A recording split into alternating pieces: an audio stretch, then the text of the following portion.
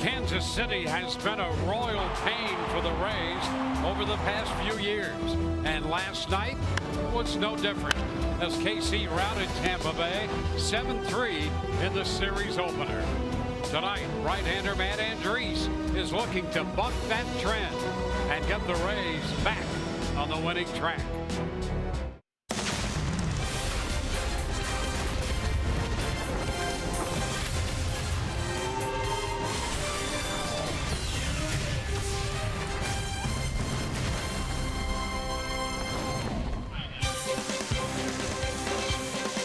Tonight at Tropicana Field, the Rays continue their homestand, a 9-game stand. And to finish with a winning mark on this stay at home, they're going to have to win out. They are 2-4 so far with 3 games left against the Kansas City Royals. Hi again, everyone. Welcome to an evening of Rays baseball with Brian Anderson, Dwayne Stats. Great to have you aboard. Well, this Kansas City Royals ball club came in last night last in the American League in offense, but boy, you could not have proven that by the performance they put on in last night's contest, taking the first game of the series. And tonight, Matt Andriese will try to tame what last night anyway turned out to be a very potent Kansas City lineup. Every meaningful offensive category, the Kansas City Royals were dead last, not only in the American League, but in Major League Baseball. But this is the Kansas City Royal team that the Rays are used to seeing. Drew Butera got it started with a solo home run, but then they went to just hammering pitches and running the bases very, very well. Kept the Rays defenders moving all night long, and in the middle of the game, they turned it into a track meet. As you can see, 4 stolen bases. He only had 15 coming in. Took advantage of 4 errors by the Rays also. That led them to 7 runs, tied them for their season high, and 13 hits. It was a huge offensive showing there by the Royals, and tonight it'll be Matt Andriese trying to slow them down, and you really have to like who's going to the mound tonight, the way that he's been throwing the ball as of late. His last start against the Marlins, 7 shutout innings, 8 strikeouts. In fact, it's the back-to-back starts. He's gone at least 7 innings, and he had all of his pitches working. He's been very efficient. First pitch strikes and then go to work. That will be the key for Matt here tonight. Well, the starting pitching matchup, Matt Andriese for the Rays looking for his 3rd win. Kansas City figures to have a bullpen night. Chris Young, who has made 7 relief appearances, will open this game for Kansas City. Let's see how long he can go. One of the bright spots for the Rays, the power bat of Colby Rasmus, so far delivering what the Rays thought he would give them. And when we come back, Rich Hollenberg zeroes in on Colby Rasmus.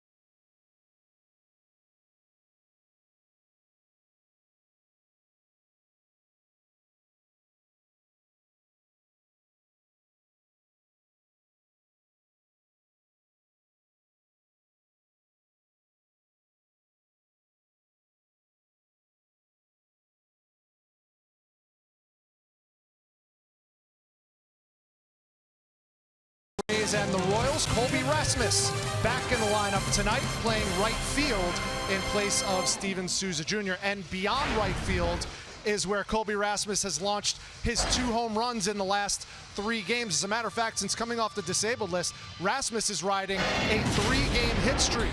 3 extra base hits in that 3-game hit streak. Rasmus providing some instant pop from the left side of the plate. And manager Kevin Cash, a big fan of the sweet swing with instant benefits. Swing when he's hitting the way he is, it translates well anywhere. He's a guy like we've talked about. He's had a proven track record. He's shown the ability to hit the ball at the ballpark. I mean, his bat is as quick as any guy that I've seen. Just simply that he can cover the ball inside for a lefty as well as anybody. Rasmus and company will get their hacks against Chris Young. They look to even things with the Royals. First pitch right around the corner, just over 3 minutes to go. It'll be Dwayne Statz and Brian Anderson with Matt Andriese starting things off. The Rays and the Royals right after this.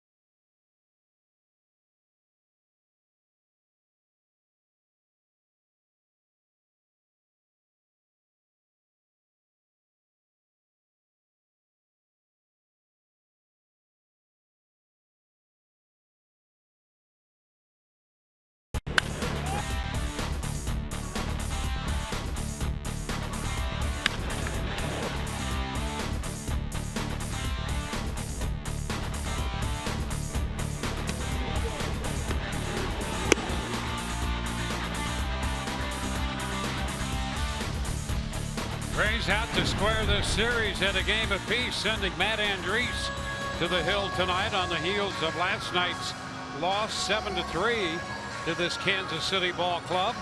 Let's take a quick look at the starting lineup presented by your Southern Ford dealers. Alcides Escobar is going to lead it off. He'll be followed by Moustakas and then Kane. Eric Hosmer, Salvador Perez, and Alex Gordon down the middle. Merrifield Moss and Bonifacio rounding out the lineup for Kansas City. Well, it's been a nice start to the season for Matt Andriese. As you can see, the record 2-1, ERA of 3.09. Has gone at least 6 innings in 4 of his 6 starts, and in the last 2, he's gone 7 innings in each.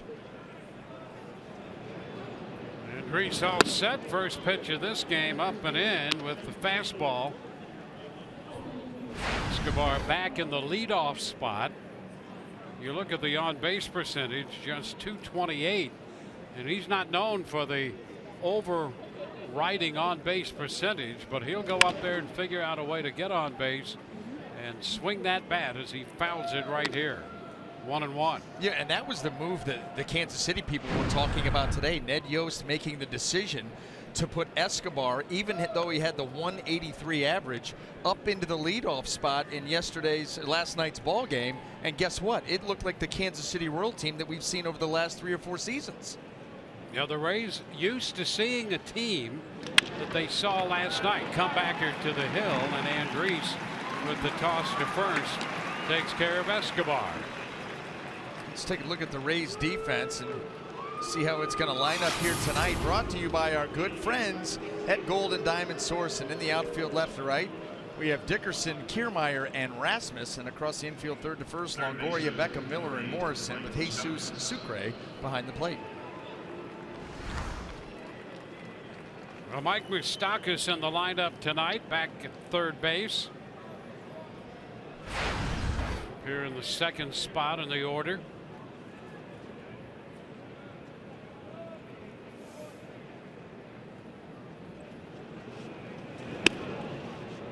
It's down and in.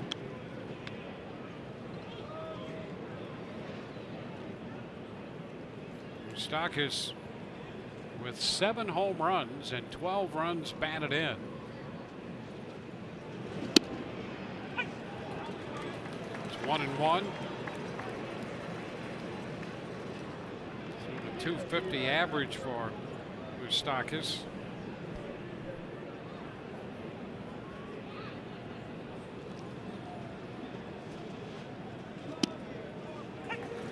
The strike, the inside edge. 1-2. Lorenzo Cain is on deck.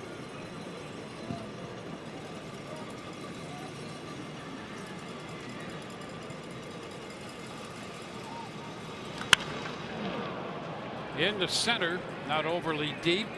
Kiermaier right there waiting. So 2 up and 2 down. Moustakas heads back to the dugout. Lorenzo Cain heads to the plate. You know, I think, Dwayne, that coming into this series, what boggled us the most about the Royals' offensive woes is when you look at the names through the lineup, you're like, these are all familiar names. You know, it's not like it's a brand new crew with a brand new approach. Now, they may have had a brand new approach for a time coming out of spring training, but the names were the same. The production didn't match the names. Cain, such a big part of their success the last few years, fouls it out of play. Strike 1. Well, whatever they've been doing, and at least 2 of the last 3 years certainly worked out for them quite well. 2 trips to the World Series. There was some feeling that they thought there should be a little more pop in their lineup, and maybe the lesson there is, you know, you stay with what got you that success to begin with. Cut and a miss, 0-2. You know, and it's a style of baseball, the way that they would play. You know, they'd get some home runs, but they were, you know, the bottom third, you know, bottom half of the league in home runs. The idea was they would run you off the field, a lot of line drive, doubles, singles, a lot of action on the base paths, a style of baseball that you don't come across very often. And it's very disconcerting to play 3 games at a time every now and then. And so it was effective because it's hard to defend. Well, it was effective against the Rays, that's for sure. The Rays have lost 26 of 34 games to this team coming in over the last few years, and that's one of the principal reasons. You were back on your heels before things ever settled in. That's exactly right. And the way that they've been able to victimize Rays starters as well as the bullpen. That's a strike. It gets away from Sucre. Long throw to first, not going to be in time. So a strikeout, and Cain reaches.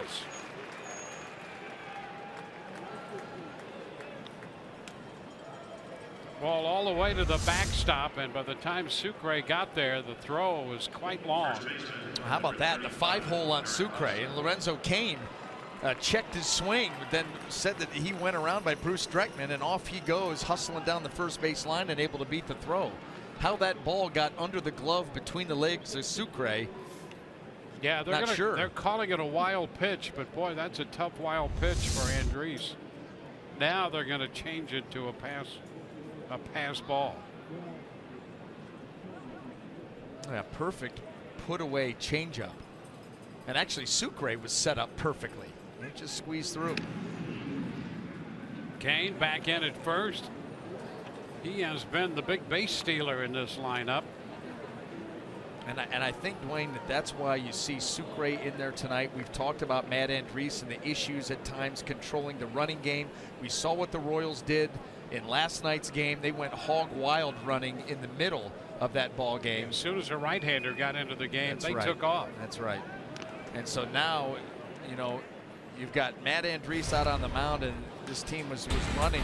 Everybody was running. Alex Gordon had his first stolen base of the game. Eric Hosmer, his first 2 of the season. They went crazy there from the 6th inning on. That's Motor Feature brought to you by BMW, and that's exactly what the Royals did last night. Motor with 4 stolen bases. Pitch a little bit wide. Kane bluffing a little start off first, and we saw him trying to time up the Rays pitchers in last night's game over there. That's what these guys, and Kane has been very good. He's the one guy in this lineup that has run 19 stolen bases as a team. He's 8 of 8. The ball loose from Morrison on the move. And this is what they do. This is that style of play. Once again, now you've got to account for Kane. You've got to pay attention to him. You would expect him to make an attempt here. With 2 outs, it's the perfect time to go. And all the while, very pleasant in doing it. I mean, good guy at first base. He just drives you crazy. Yeah. As so many of these runners do from this Kansas City team. Don't buy that either. You see that? He's doing the fake lean, like he's got the torso kind of leaning back towards first, you know, telling you I'm not going anywhere. Yeah. And meanwhile, he's just timing you up. Yeah, no, we're not buying it. At least you shouldn't be. That's how they'll lull you to sleep, and off they go.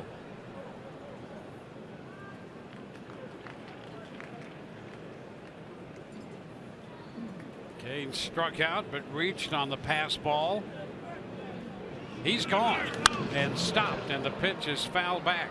So he broke out of that stance and then put on the brakes. He did that last night too. Dwayne, you were talking about that earlier. That's exactly how he timed up Austin Pruitt, and then eventually ended up taking one. So he's timing, getting that jump. Okay. At some point he will try to duplicate that. And this time not stop. A 1-2 on Hosmer.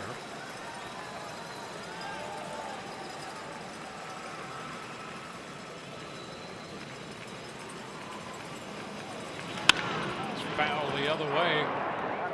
And right there, you're not going to get it by that young man down there. It's Nick again, right? Is that Nick? I don't know if that's Nick. Nick may have rotated. I don't know. He uses a glove like him. Well, listen, they all can play. There's no question.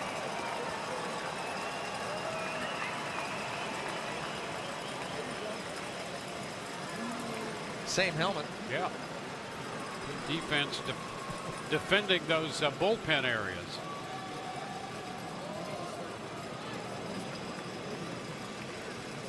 Runner goes. Swing and a miss. Hosmer's out on strikes. A couple strikeouts in the inning.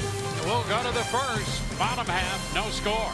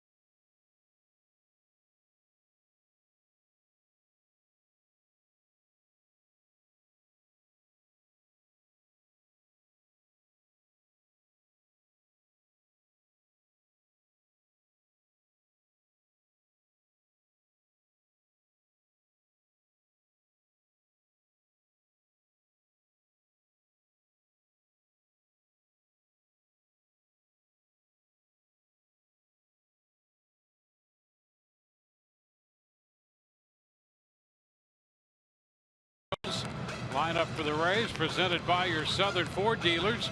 Corey Dickerson's going to lead off for the Rays, followed by Brad Miller and Evan Longoria. Morrison, Weeks Jr. and Rasmus 4, 5, and 6, followed by Beckham, Kiermaier, and Sucre. Well, let's hope that the bullpen night goes a little bit better for the Rays. The last couple of times they've been victimized by that, by the Blue Jays. But Chris Young will be making the start tonight. He's got plenty of starts under his belt as a major leaguer, but you can see the numbers. 7 games, 4.22 earned run average. Actually is coming off his longest outing of the season. That was back on May the 2nd against the White Sox. He went 3 innings in that game, gave up a hit, no runs, 50 pitches. So we'll have to see what that upper end is here today. You would think in that 60 to 70 range, and then turn it over to whoever's coming in next. Well, here's Corey Dickerson, and he takes the first pitch for a strike. I was going to say turn it over to the bullpen, but that's what they've done here from right pitch from the one. get-go. Yeah. Young at 6'10". He'll be 38 years old later this month, and the pitch is fouled back. Well, the first thing that you think about, Dwayne, being 6'10", coming downhill, creating an angle, a lot of ground balls, not the case. He's one of the few guys that is able to create that leverage of being 6'10", but a lot of balls in the air off of Chris Young. And the pitch is fouled back.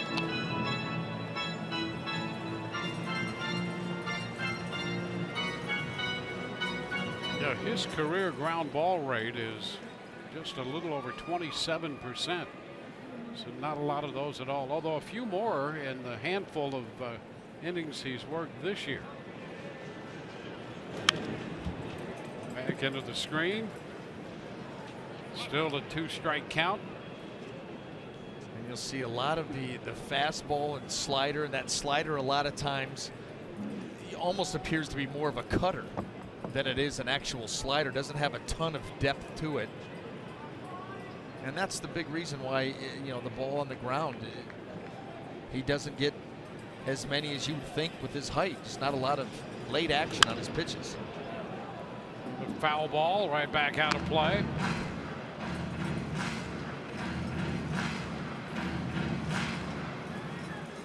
It's Brad Miller waiting on deck to hit next. Dickerson with only 1 official at bat in his career against Young. And a fly ball into center field. Kane goes back. That ball carries just short of the track, and he makes the catch. And so Dickerson now 0 for 2 in his career against Young. The first out tonight. Let's take a look at the rest of the Kansas City defense, brought to you by Golden Diamond Source. And in the outfield left to right, we have Alex Gordon, Lorenzo Cain, of course, and Jorge Bonifacio. Across the infield, third to first, Mike Moustakas, Alcides Escobar, Whit Merrifield, and Eric Hosmer, with Salvador Perez handling the catching duties. There's Jorge Bonifacio, brother of Emilio Bonifacio. Good friend of ours. Friend of the show. Strike here on Miller. Ground ball, back of first, scoop by Hosmer, and he steps on the bag. Miller in head first there. Not necessarily quicker that way. If you want to avoid a tag, that's a way, but the only thing Hosmer was interested in was touching the bag. And we're going to watch him do that. Pay no mind here, nothing to see here.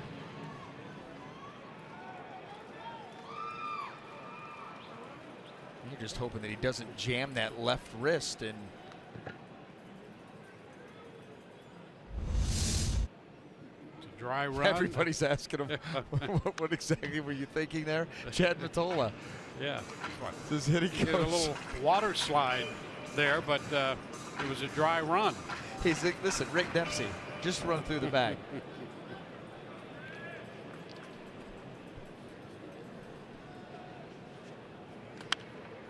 Fouled back. 0-2. Nothing but strikes so far from Chris Young here against Dickerson, Miller, and now Longoria.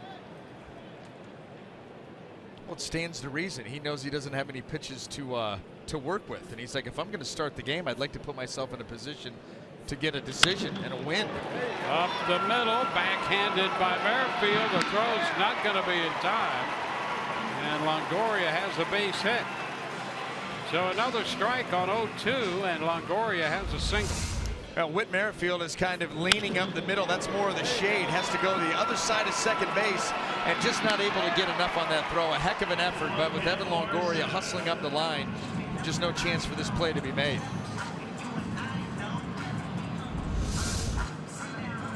Now Logan Morrison, who's been an important part of the offense to start this year, but recently he's hitting just a little over 200 in his last 19 games. 7 home runs for Morrison. And there's a pitch out of the zone. 1-0. First time that's happened tonight. So after 11 consecutive strikes, there is ball 1. And I think that was right. Chris Young is trying to serve a purpose with that pitch. You know, knowing that Logan Morrison's watched him pump all these strikes, he's ready to swing the bat. So kind of move him a little bit, stand him up a little bit. There's a shot up the right side, but it's a foul ball just off the bottom of that low wall. And that's what they're calling a slider. It's more like a cutter. And it acted like a cutter. Started it middle in, broke it right to the label of the bat, cracked the bat. Yeah, and there's a good chance we'll see more of that than the regular straight fastball. Yeah. Yeah, that's more of a cutter than it is a slider. You might as well be fastball cutter.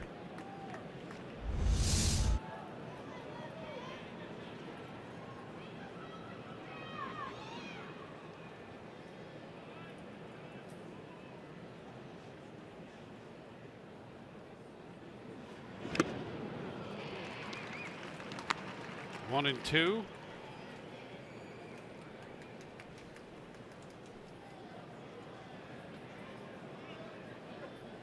Yeah, practically all of the deliveries from Young will be under 90.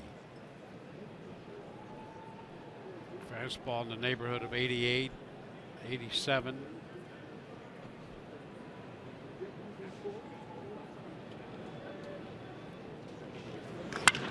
Long one to right. Well tagged down the line and out of here. What a shot. That's home run number 8 for Logan Morrison. And the Rays take a 2-0 lead.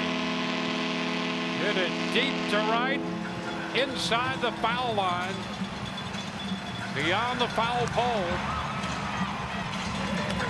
I'm going to tell you what, that ball, I mean, was just lit up.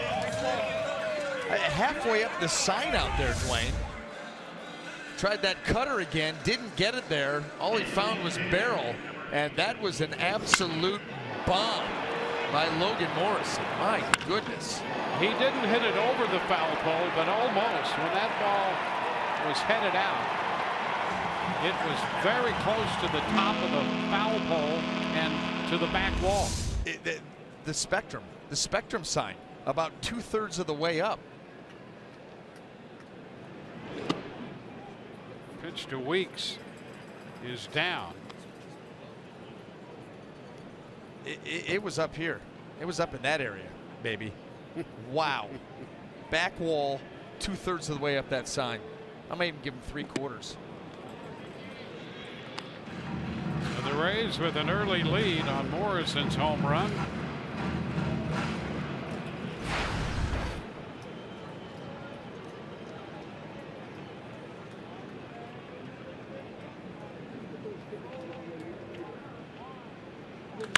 Hot shot, fair. Over the head of Moustakas toward the left field corner. Weeks Jr. on his way to second. He's in there with a double. So after the first 2 men were retired, single, home run, and double. And Weeks smoked that one. Now the Rays love to get Ricky Weeks Jr. going. Good matchup. Another one of those cutters that just didn't have a lot of movement to it. Stayed pretty straight. Lower velocity you see right there was middle of the plate. And he rips it down into the corner, and the Rays keep it going.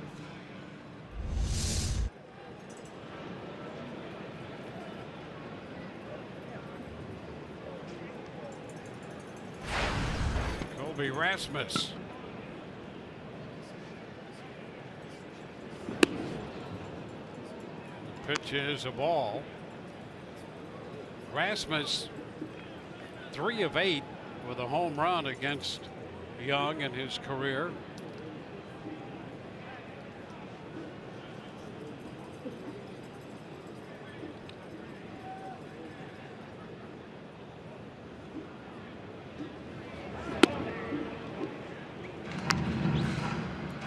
Two balls, no strikes.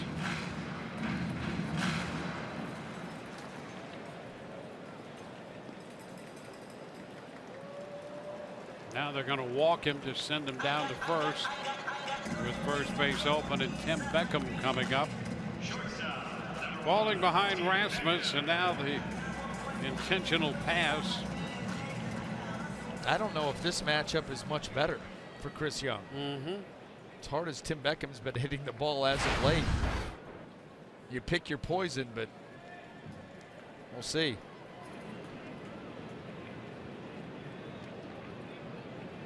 Well, he knew what he had in Rasmus. Rasmus 3 of 8 against him in his career with a home run, so he'll try this. Pitch is too low. 4 consecutive hitters now have reached. 2 scoring on the home run by Logan Morrison.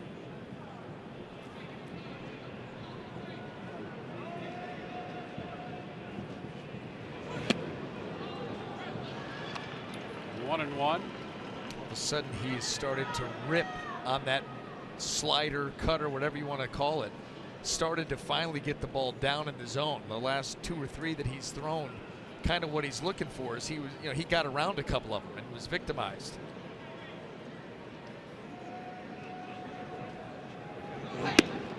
But here's the thing, Dwayne. We always talk about, especially when you're a starter, and even if you're going to pitch at all, when you've got a range that's only 4 or 5 miles an hour. Okay, if it's 95 to 101, okay. We're talking about the 87, 88 you're talking about, and then 82 to 84 on the other end. That's a small range in a very hittable area. Yeah, those are the only pitches. That's it. He really, at this point, that cutter fastball in his assortment of pitches. And you see the range right there. Yeah, that's just not big of a range. And oh, by the way, it's right in perfect hit speed. That means you have to be beyond precise with your location. And Weeks heads to third. He's going to make it without a throw. Pitch with a strike to Beckham, a stolen base for Weeks. He times it up, high leg kick by Chris Young, and nobody even covers. He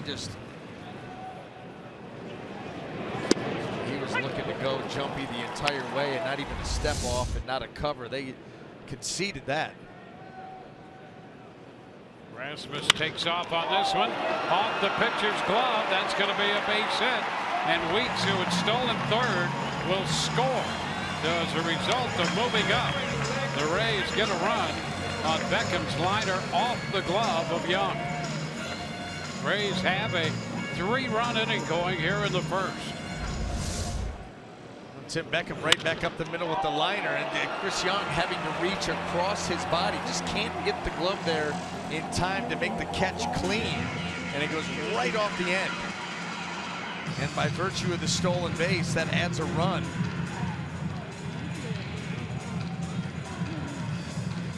Beckham picks up a run batted in, his 16th of the year.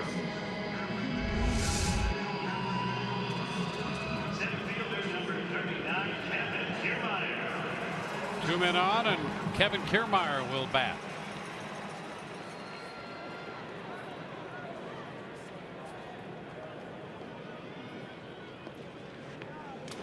Kiermaier pops it up, foul. That will carry back of the dugout, out of play. Broke his bat.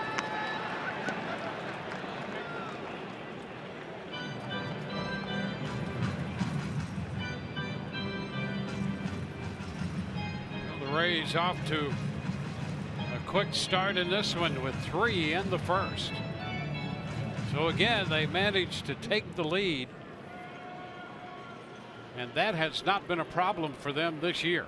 No, it's been keeping the lead. You can take the lead, but can you keep it? Looper, that's going to be a base hit over the head of Moustakas. Rasmus heads to the plate. Into third base goes Beckham. An RBI single off the bat of Kiermaier, and the Rays take a 4-0 lead. You know, and with just one strike on Kiermaier, Mike Moustakas can't play a deep, normal third base for fear of the bunt. And by him being pulled in, that poor contact there by Kevin Kiermaier leads to a base hit. He's not quite all the way in, but he's not at his normal depth either. And this ball gets in on Kevin, but he's able to muscle it, and Moustakas just can't get there. Actually landed that ball in the infield dirt for a base hit. How about that? And an RBI, no less. Take a look at that right there. Here's Sucre. Kiermaier takes off for second. Pitch is up. Kiermaier gets a steal. So the Rays off to an aggressive start. All of this with 2 outs. It started on the base hit by Longoria. On an 0-2 count. You're down to your last strike. Looks like it's going to be a quiet first. Anything but at this point.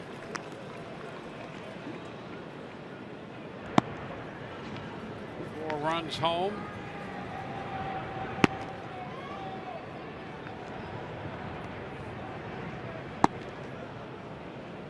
Rays have men at second and third. 2-1. Kansas City with first inning action in the bullpen. Travis Wood is throwing.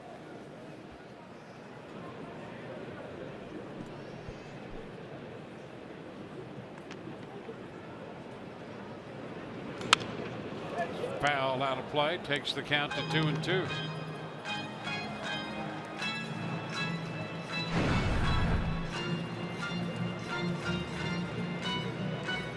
Sucre, 7 RBIs on the year, and 4 of 6 with men in scoring position, accounting for 5 of those runs batted in.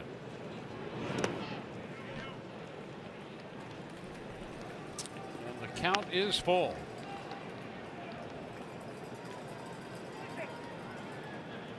Getting word they're estimating Morrison's home run at 423 feet. And a cut and a miss. Sucre out on strikes. The Rays send 9 men to the plate.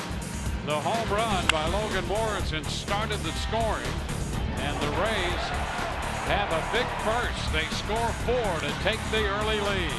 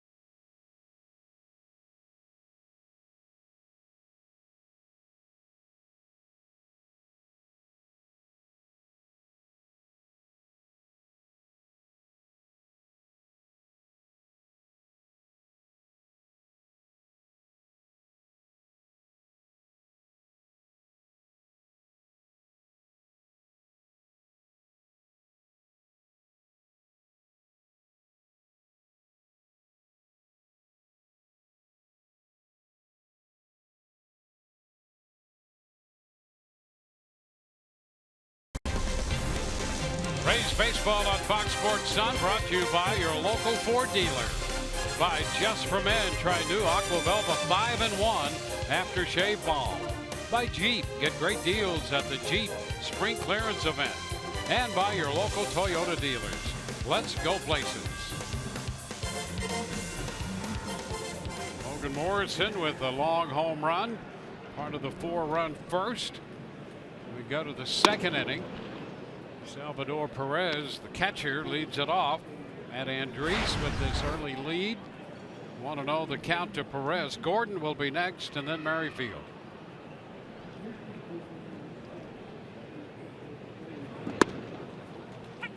1-1. Well, if you know anything about Matt Andriese, he's not going to change the way that he pitches because of the score. He's going to stick to the game plan and continue to treat this game as if it's a 0-0 ball game. Execute pitch one at a time and go from there. You're not sitting up here saying and guaranteeing a great outing, but what you are saying is the scoreboard is not going to dictate how Matt pitches. Those are all those sheets we were talking about, creating matchups.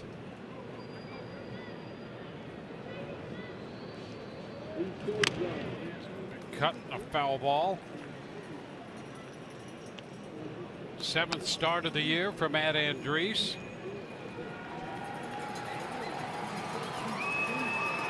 No wins and no losses for Andriese against Kansas City, but a very nifty earned run average of 145 coming into this game. Covers just under 19 innings of work. And he goes to 3-2 on Perez.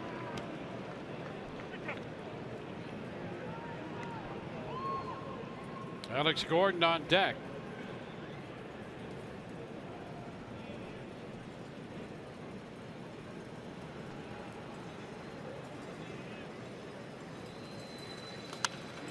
It's fouled back. This is the 5th career appearance for Andriese against Kansas City, his 4th overall start.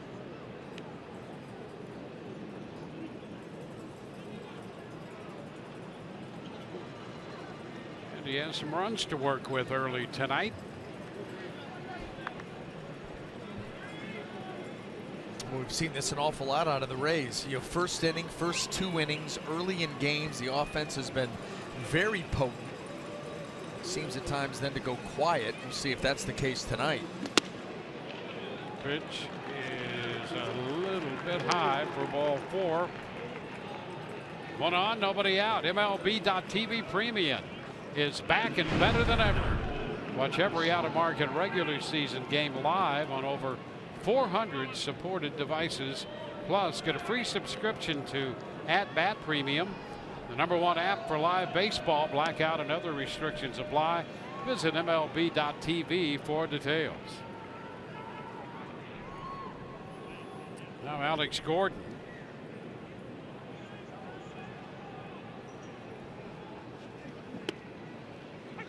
Pitch is a strike. 168 average on the year. He was on twice last night, hit by a pitch in the 6th inning of last night's game and scored a run.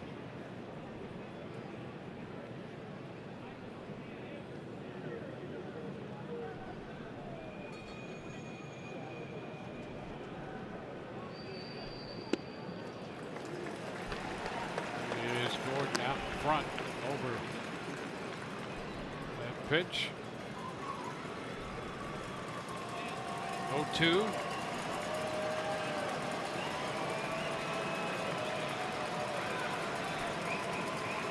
Seven-year-old right-hander Matt Andriese will be 28 at the end of August.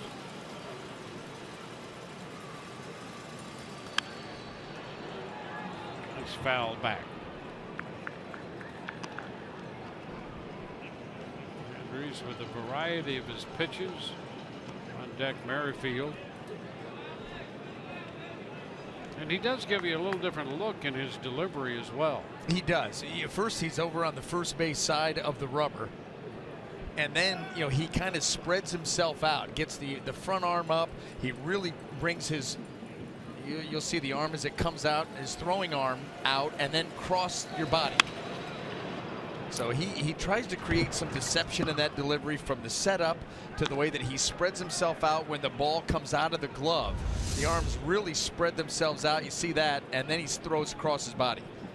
He lands where you would expect to land if he worked on the far third base side of the rubber, and we're driving straight towards home plate. So he's got quite a bit of crossover.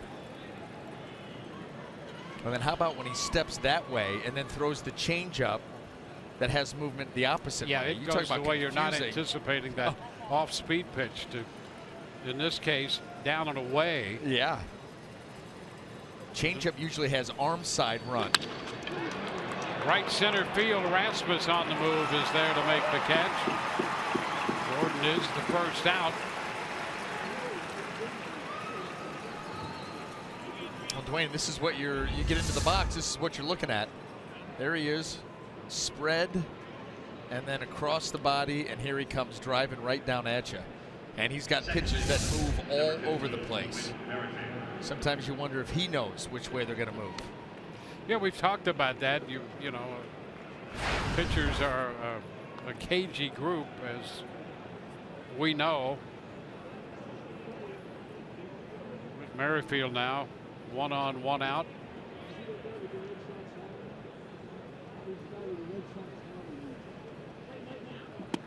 Pitch is down. 1 ball, no strikes.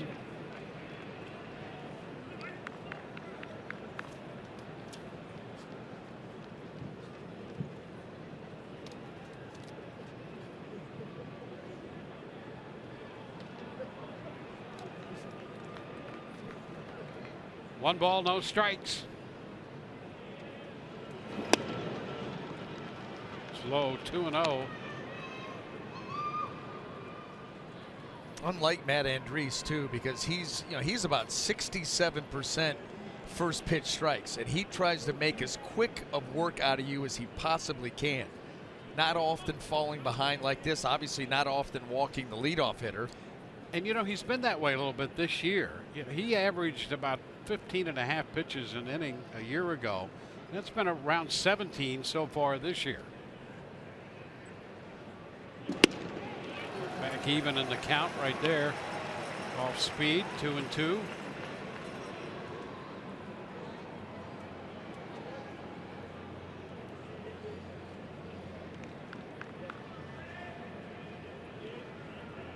Merrifield had 2 hits last night.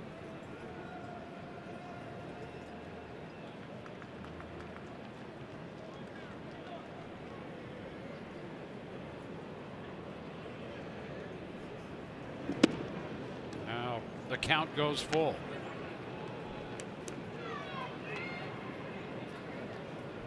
It's Brandon Moss, the on-deck hitter.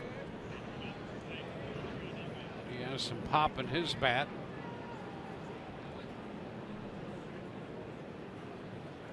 Runner at first. Perez opened the inning with a walk. That's really the last thing you want to do after taking the lead. The Rays with a 4-run first. By the way, that's Bobby down. Yes, we understand now. Yeah, and I told him. I said, listen, we need a full seating chart. Yeah. And we need the rotation schedule. Yeah. Nice little backhand here. Sets himself up properly, and then the ball just kind of rattles in and out. Not the best play we've seen from Bobby, but he did knock it down. Yeah, he's doing his job protecting the bullpen. Yep.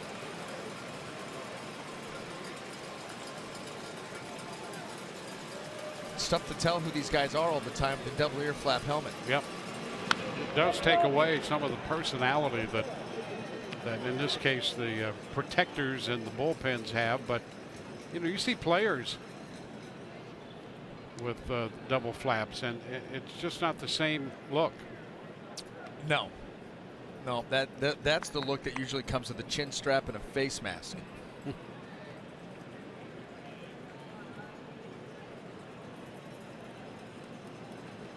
Not the personality you're looking for.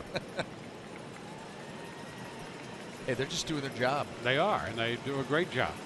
We're very proud of them. Swing and a miss. Merrifield out on strikes. That pitch might have been a changeup, but it broke like a slider. Yeah, you go ahead and guess. Go ahead and guess, because in real time you say slider. And you know what? I guess at the end of the day, that's the break, but that's the changeup grip that has the slider-like action, and that's what makes Matt Andriese so difficult, at least for us even, looking at the monitor, to be able to call that pitch. But we see it so often, him sweep that changeup away from the right-handed hitter. Third strikeout for Andriese. 2 outs with a runner on in the second inning. Brandon Moss. First pitch is in there for a strike. Started him with a breaking pitch. Brandon Moss, one of those guys who really hunts the fastball. And so that's why you do that. You've seen Jake Odorizzi do that. Loves his curveball early in counts to get ahead of guys.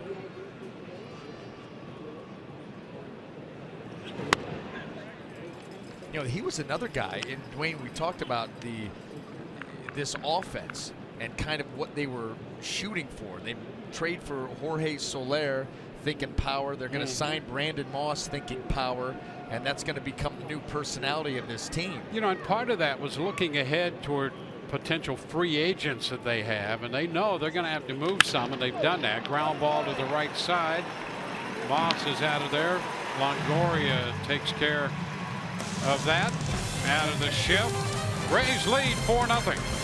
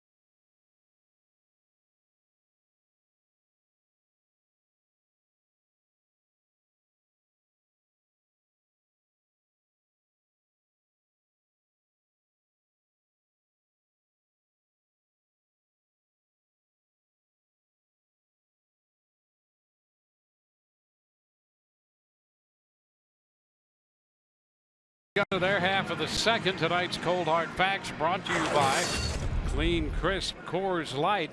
Soon to be free agents. We mentioned right at the end of the top half of the second, they made a couple deals already with that in mind, and 4 key players right there that look to be free agents, and there's already speculation as to what they might do with each one of those players, and you know what clubs would be interested, who could make a deal with them, and particularly with Kansas City getting off to the slow start. Yeah, I think, Dwayne, if this doesn't turn around, and I mean turn around like now, it's going to be open season on this roster into July. Well, you're going to have every team come looking, hunting, picking around, trying to pull some of these guys away. And the Royals, you know, you're going to have to try to rebuild that farm system and get a new, you know, some new lifeblood into your organization. So they'll be open for business. 1 and 2. Well, as we went around taking a look at each one of those, you know, Moustakas, there'd already been some speculation that if things didn't work out for Pablo Sandoval at third base with the Red Sox, they might have some interest in him. That would be an interesting addition to that club. It's all talk right now, but you know, you hear those things, you speculate about Eric Hosmer over at first and who might be looking for a first baseman. It'll be interesting to see what happens with the Yankees are looking for Bird to come back and play well, back already as we know to start the year. And their name gets mentioned all the time, that club, in anyone.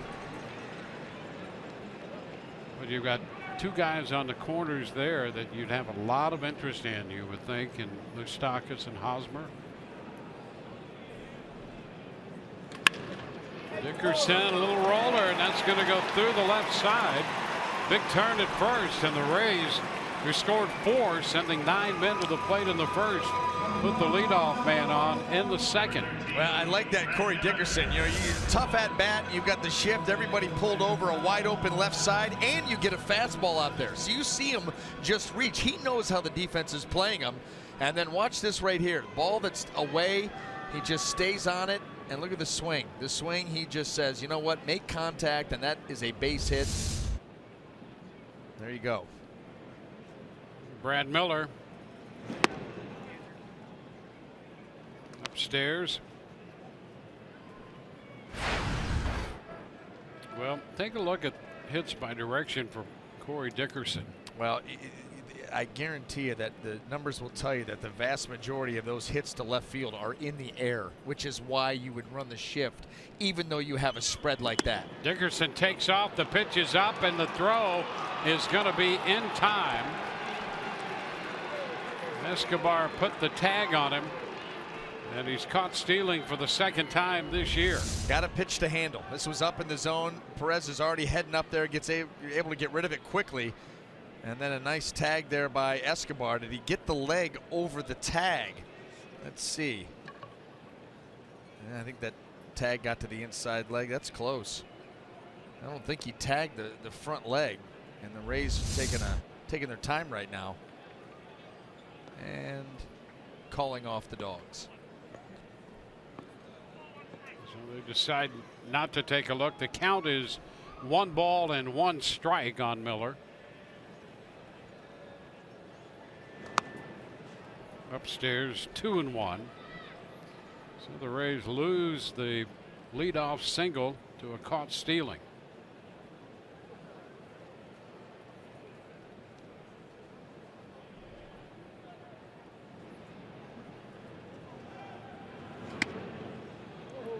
Too close there. Rays facing Chris Young, the 6'10" veteran right-hander.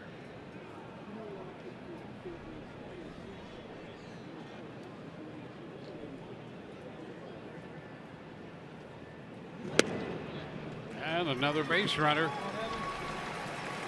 Miller draws the walk. So 1 on, 1 out for Evan Longoria.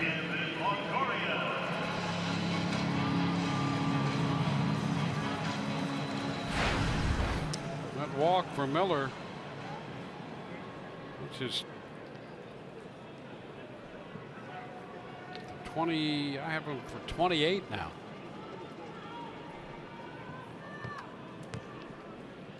Here's Evan. And a toss to first.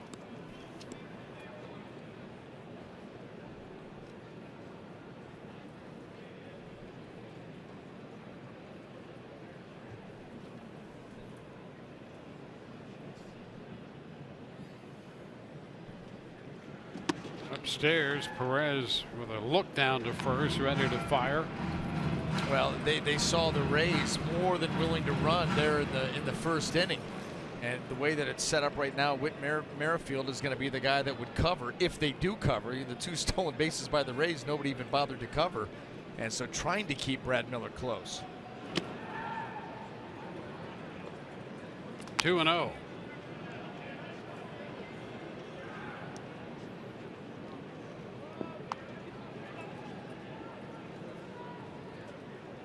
Chris Young making the start.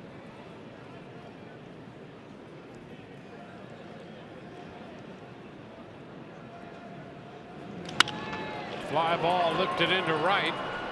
Bonifacio is there and makes the catch. Miller back to tag, and he'll hang on at first.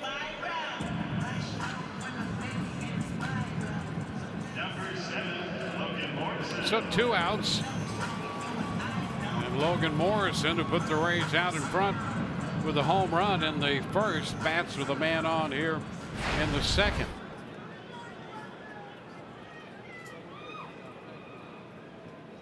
Eight home runs now for Morrison, with 20 runs batted in.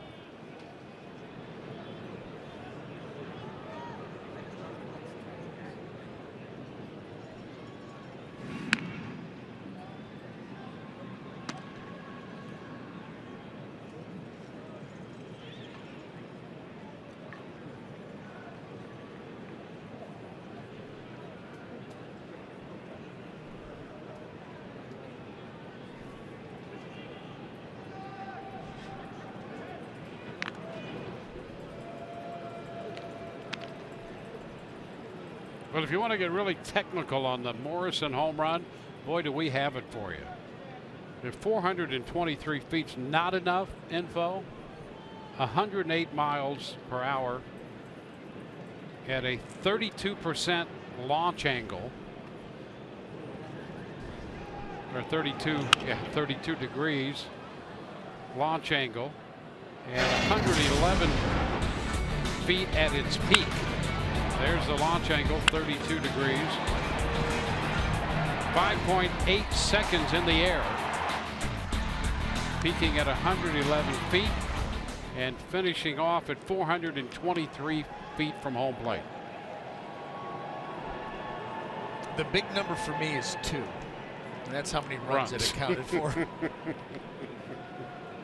That's the most relevant of all. It's a foul ball out of play. 0-2 the count.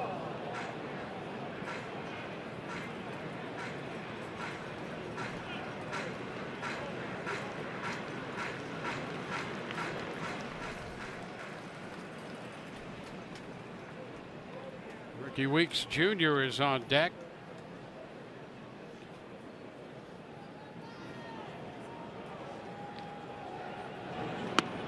And strike 3 call. Morrison not happy over that one. Rays leave a man. We're through 2, and it's 4-0 Tampa Bay.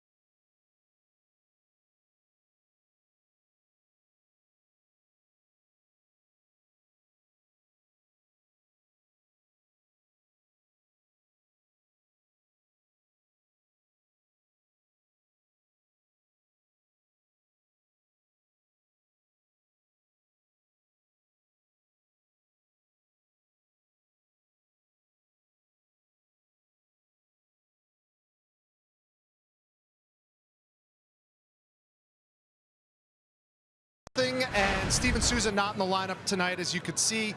Last night he was 0 for 4, and he added a little injury to insult. Take a look here. You see he struck out swinging later on in the game. There's the strikeout in the bottom of the 8th. After that first time where he grounded into a double play, was shaking his head and shaking that right thumb. He said today there was some nerve damage done. And there's Kiermaier misplaying a ball again in center field. But for Souza's part, he missed today. He said he's going to play it day by day. Guys? Well, the Rays throwing the ball all over the place. Jorge Bonifacio starting the inning with that liner into center. And Kiermaier found himself handcuffed by that hot shot off the bat of Bonifacio, who winds up all the way at third base. Kiermaier tries to make every play, wants to make every play. In this line drive, he heads in like he's going to, and then by the time he realizes that ball's going to get down, he puts himself in a position where it has to be lightning quick reflexes because he's so close to that baseball, and it's able to skip by him, not able to get in front of it, and Bonifacio all the way over to third base. Well, they scored a triple for Bonifacio. And now here's Escobar taking a pitch down 1-0. And a balk has been called. A balk called, and the run is going to score. Bill Welke over at third base, I think, is the umpire who called the balk. And out comes the Rays manager, Kevin Cash, to take up the conversation with Welke. You know, this may be, you know, when Matt Andriese comes set, remember he steps forward before he then comes up and comes set. There's a double toe tap where he's been called on that before, and that's exactly what I think Kevin Cash is saying, and what Evan Longoria was telling Bill Welke is that's his normal setup, and there's nothing wrong with it. Yeah, and I think from the Rays' perspective, they thought that was a settled issue. Yeah, and suddenly it's not. No, and this one leads to a run, not from somebody from first base to second base. This is a balk in a run. It's not a false move.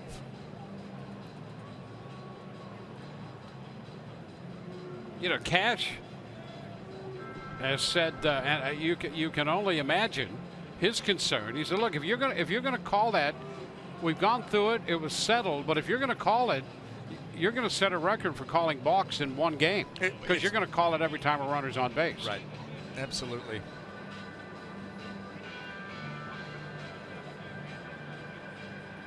Let's take another look at this, and Welke's down there at third. Oh, you know what, Dwayne? No. He went out of the windup. That's his windup. He starts crooked in his windup. And I still don't understand what the issue was there. There he is. He's in the windup. You can go out of the windup with a runner on third. Cash has just been ejected. That's his normal windup. And there's nothing wrong with going out of the windup with a runner on third base. You know, because he's set up like looks like he's in the stretch. Yeah, that's I hope Kevin Cash got the point across and Bill Welke understands whether he's gone or not. But there's nothing wrong with doing that. You have the choice as a pitcher to go out of the stretch or out of the windup with a runner on third base. Matt Andriese went out of the windup, which it starts like he's standing in the stretch, but he's not come set. Well, now the issue for Andriese is to get back into the moment now and put that behind him, because on that replay you're absolutely right about that.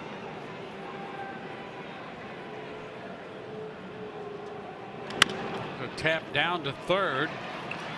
Longoria makes the throw to first, and Escobar is out of there.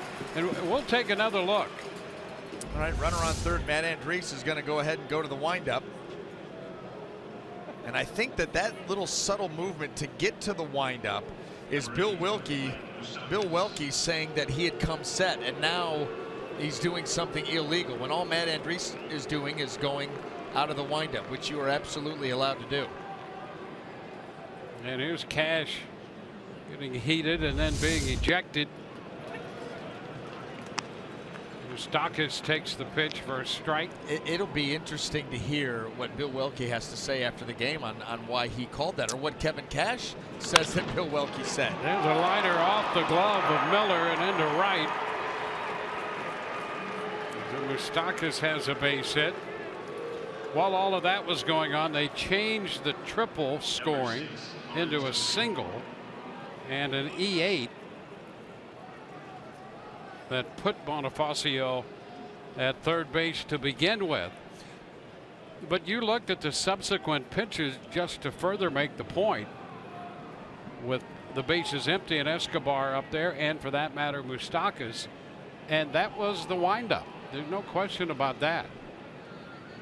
But you know, as you can see right here, and maybe we put the tap thing to bed, because that obviously was not the issue. Just assumed that it was. But Matt Andries's setup out of the windup and out of the stretch is very similar. You know, out of the windup, a lot of times you think of the shoulders facing, you know, you're facing home plate. But this is almost the setup for Andries out of the windup too.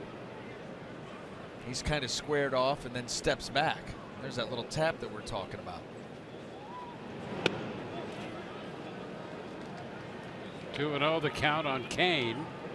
1 out, a runner at first in what is now a 4-1 game.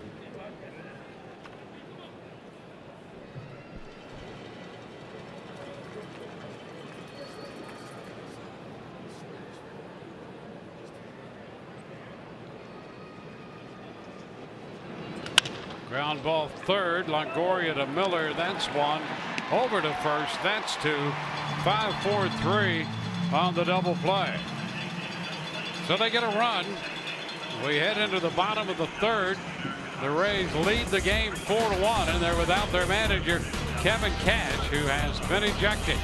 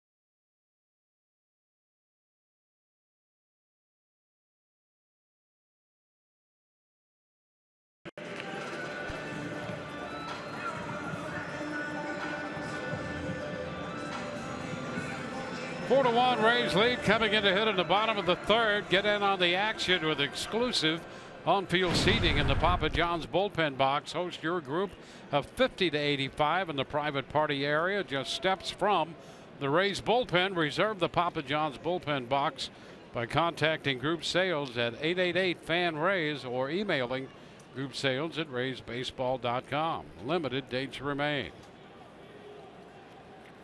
Ricky Weeks Jr. leading off the bottom of the third. The pitch is a strike on the outside corner. Kevin Cash ejected for the 6th time in his career. And he had a pretty good case. Little tapper right side, and that's going to roll into the outfield against the shift for the base hit. And Weeks is 2 for 2.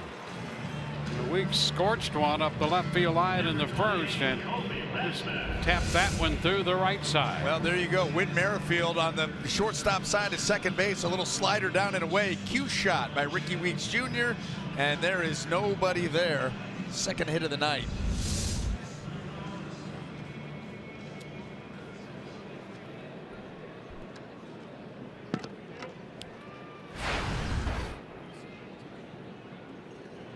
Colby Rasmus.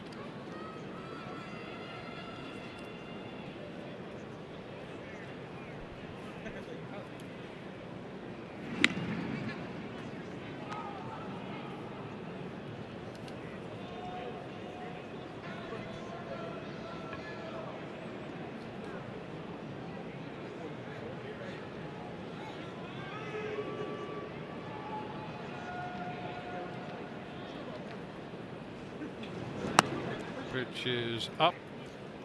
Cash was ejected earlier this year in a game here at the Trop against the Tigers on the 19th of April. That involved a strikeout of Steven Souza Jr. Larry Vanover is the umpire involved in that ejection. Bill Welke tonight.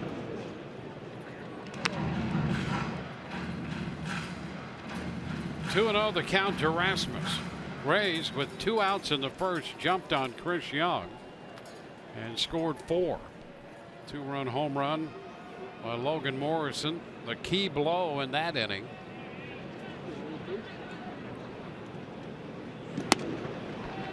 It's 3-0 to Rasmus. 3-0. Rasmus tripled and homered last night. That's Tim Beckham on deck. And a great start here for the Rays in the bottom of the third. Leadoff base runner, good count here to work with. And the last thing you want to see is this offense go stagnant here in these middle innings and allow the Royals to climb back in the game. We've seen too much of that here this season. Keep the pressure on. Yeah, the add-on factor important. Oh, there's a shot, but it's going to be foul. Boy, we have seen Rasmus hit the ball very hard, and he was jumping on that 3-0 pitch. Well, when you heard Kevin Cash talk about him, he said, he hasn't seen too many hitters with as quick a hands. He can get to that ball that's in.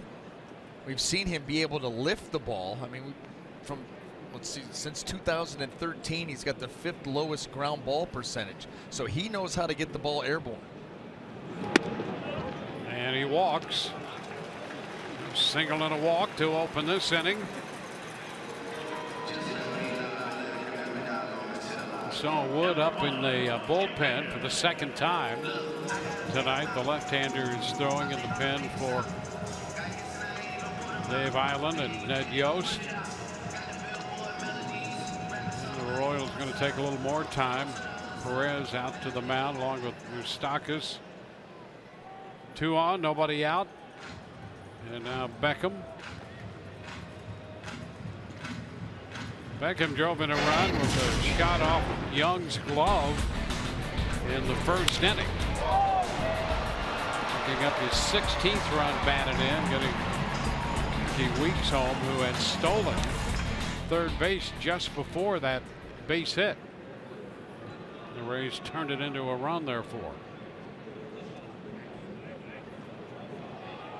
Weeks at second now. Fans want to balk. Everybody's yelling balk in the ballpark. That's the wittiest thing that these fans have done in a long time. I like that. That is good. Yeah, and quite a few of them got in on the act. That's fun.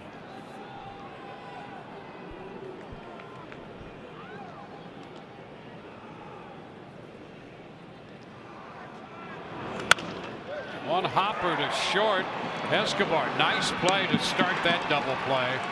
Boy, he was retreating on that one, got his feet in order and the glove there, and a nice double play to the chagrin of the Rays. It goes 6-4-3, and Weeks goes to third. Now, Alcides Escobar, one of the smoothest out there, and you see him let that ball, plays it back a little bit, knowing that he's got time to get over to Whit Merrifield. Ball gets in on him, get it out, get it over to the second baseman, and Merrifield can have confidence to stand in there and make the throw because of the new slide rule. And the Rays fall victim to a very nice double play. Here's Kevin Kiermaier. Kevin charged with an error in the top of this inning after having won last night.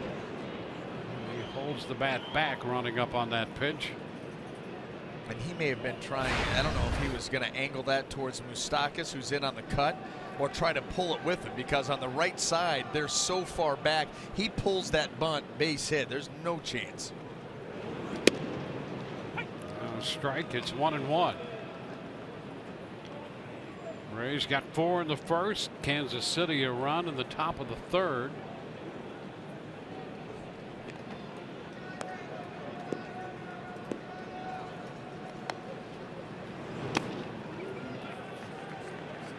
Two and one. You know, Dwayne, here's the thing too. These third basemen that try to take the bunt away from Kiermaier, and Moustakas may be moving back a little bit now, but you're going to have to be in here if you want to take the bunt away. You're being on the cut, and he's a little deeper now because of the count, obviously. But you're at a normal at the cut of the grass. That's not going to work. He lays down the bunt. You're not going to get there in time. 3-1 now.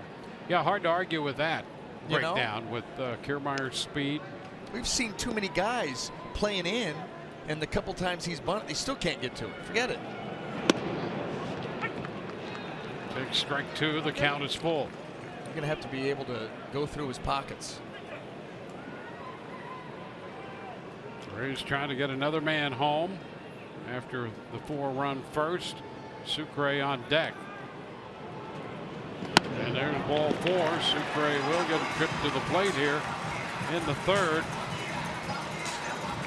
2 walks in the inning, 4 in the game.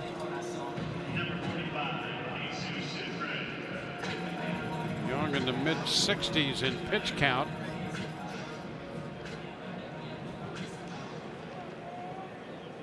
Sucre struck out to end the first.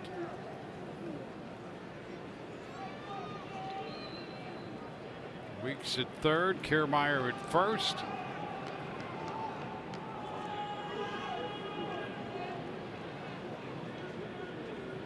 Kansas City with the lefty in the bullpen and the left-handed bat of Dickerson on deck. Here goes Kiermaier on a ground ball to short.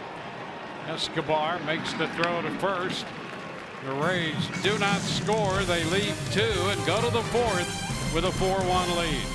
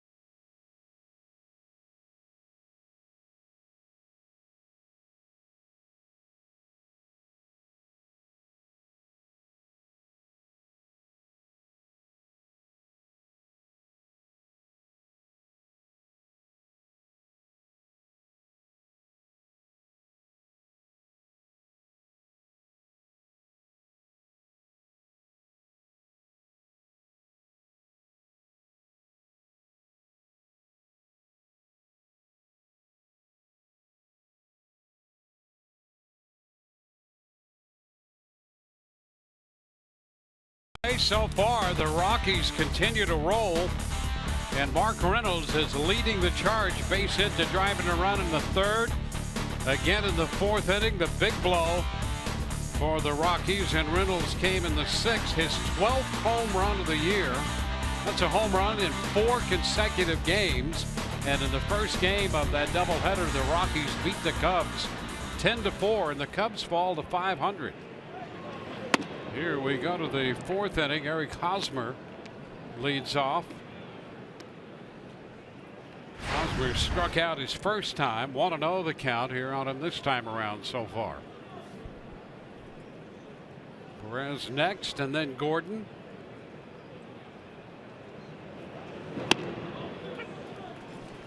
One and one.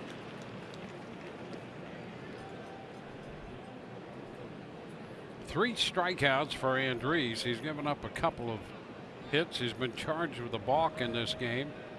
That led to the Kansas City run. Ground ball headed up the middle, through into center, and Hosmer leads off the inning with a base hit. And the Rays, they play him a little bit more traditionally because Eric Hosmer is a guy that will hit the ball to all fields, but he hits a lot of balls on the ground. So you've got to have bodies in place to cover it, and he finds a big open hole up the middle. That pitch just stays up, and you're kind of glad that thing doesn't get hit for extra bases. Finds a hole up the middle, and the Royals here lead off man aboard in this 3-run game. Salvador Perez, he walked to open the second inning.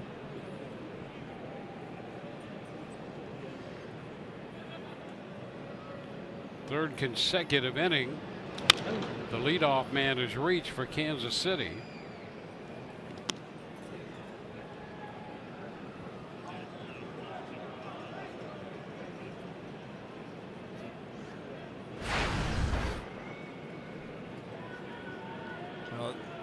Right idea there too, but you got a guy at the plate, very aggressive. He'll put the ball on the ground and he will expand his strike zone, and that's what you'd like right here. Something over to the left side. The Rays have it defensed. Over to first. Hosmer back in. Brad Miller playing directly behind second base.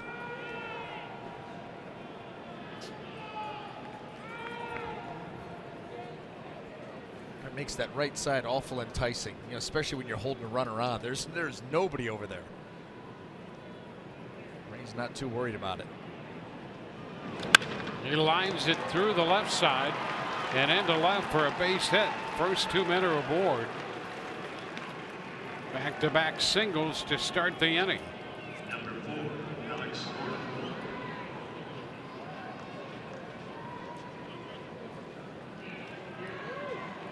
Alex Gordon will be the hitter.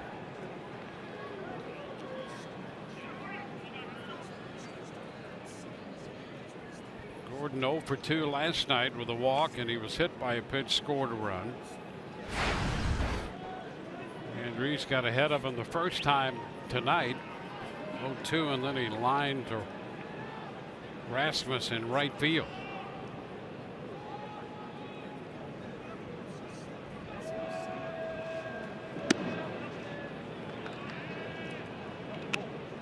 No strikes.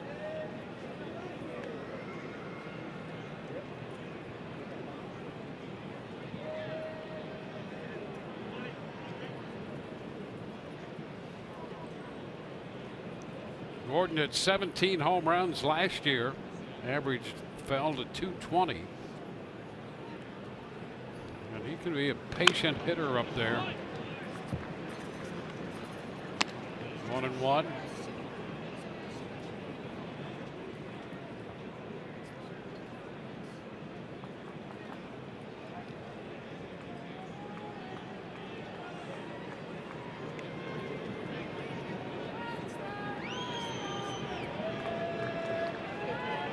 City with runners on base in every inning.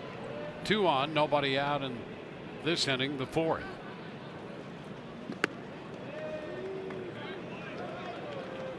And that pitch, a ball. So Bruce Dreckman, the Rays would like to have had that pitch.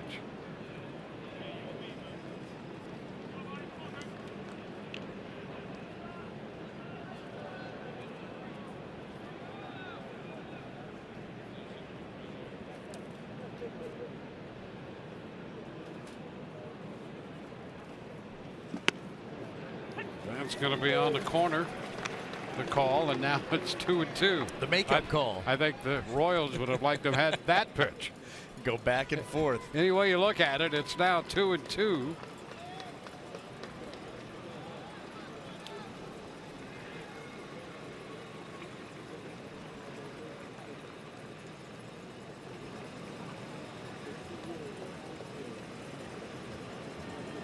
Big pitch coming, and he just misses in. Count is full. They're trying to freeze him there with the fastball, and Sucre doing his best to present it to Bruce Dreckman. Watch the glove work here, trying to just ever so slightly get that hand back over the inside corner. Dreckman not buying it.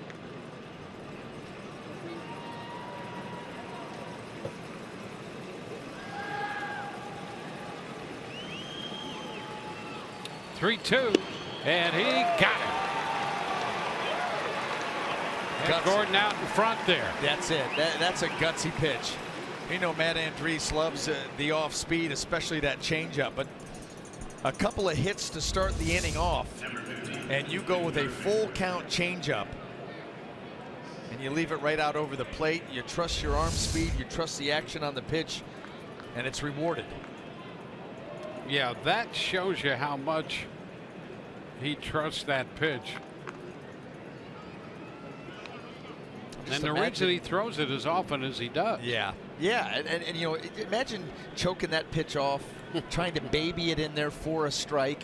Well, now it's ball four, bases loaded, nobody. Uh-oh. Just let it go. Yeah, that's right. That's exactly why he picked up the strikeout. Whit Merrifield. Strike one. Breaking ball.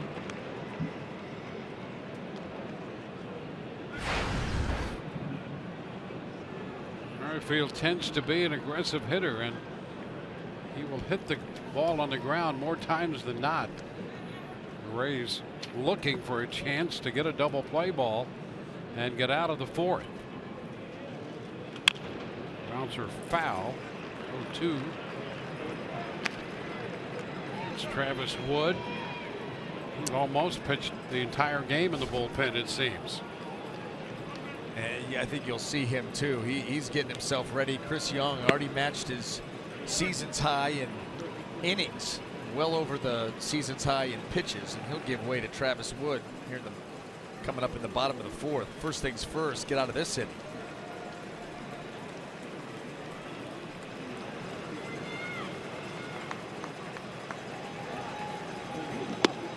And he strikes him out. He got ahead and then used the off speed to get him.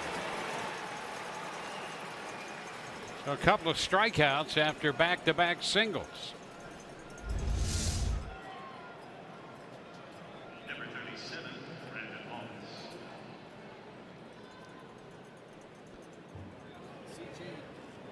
He's got Merrifield shaking his head going back to the dugout.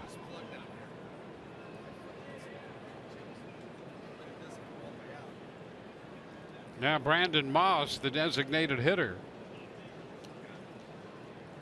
And Reese, a hitter away from working himself out of this spot. And there's a fastball on the inside corner, strike one.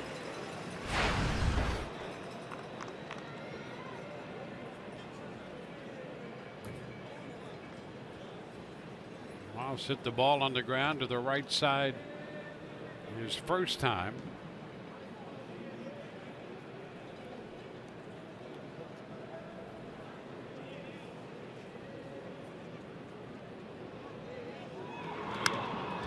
It's fouled back, 0-2. Big swing by Moss. You saw his season numbers, not much in the way of average, just 151. Does have 4 home runs. That's always something that you've got to be aware of. But Matt Andriese, back-to-back base hits. He's put himself in great position here again. 0-2, no place you'd rather be. Try to get Brandon Moss to expand that zone and get back to the dugout.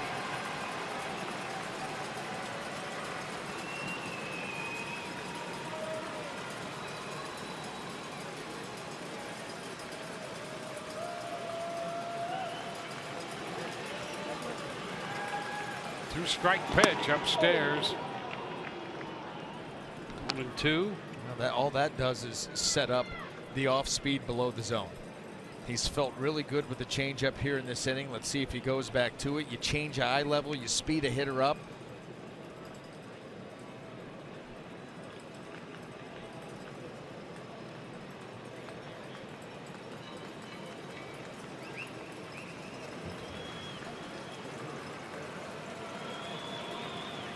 1-2.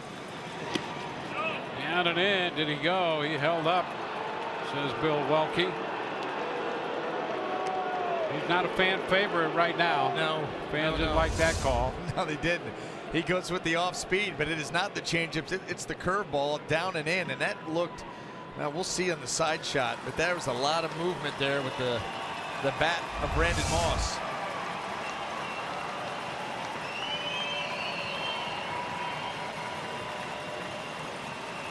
Two balls, 2 strikes.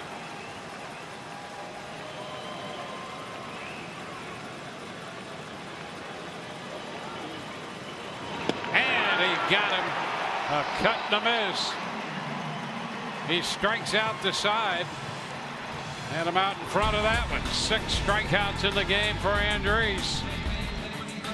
There it is. The Rays up 4-1.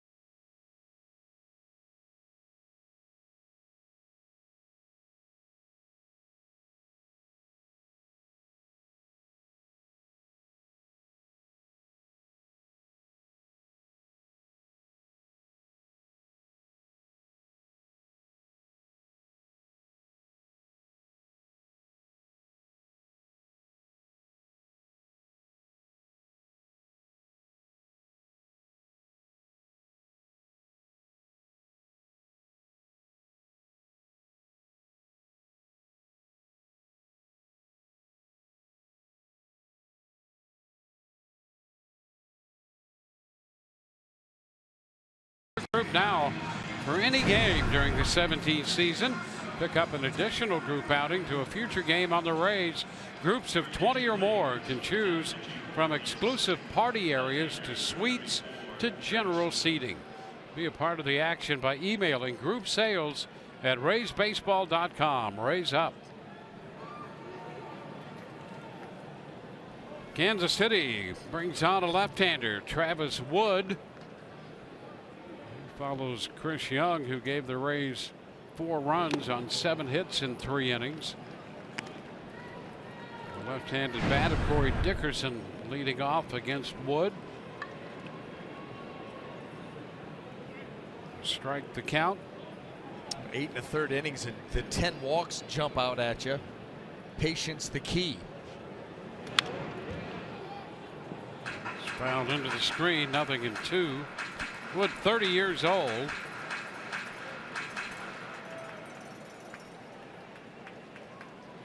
Maybe on the fastball cutter combination. How about those numbers for Dickerson against lefties? He stays in there. He stays in there and he uses the whole field. Trust those hands, the quick swing.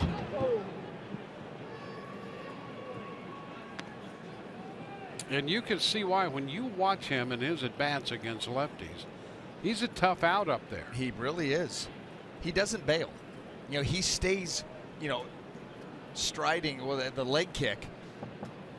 Same play. You don't see him pulling out of there. You don't see that backside waver.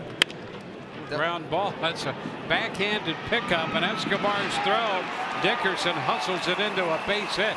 You know, good play by Escobar, but out of the batter's box in a hurry, and Dickerson works his way into a base hit right there. Yeah, another multi-hit game too. That makes number 14, and Escobar could have done nothing else. tries to speed up the throw by skipping it over there. And Corey Dickerson out of the box hustling, and that earns you a base hit.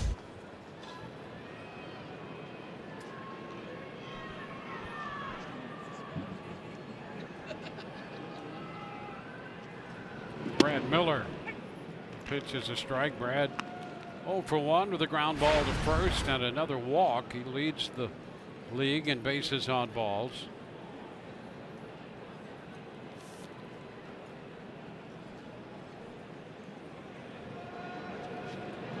Ground ball right side. Merrifield Escobar 1. First base not in time.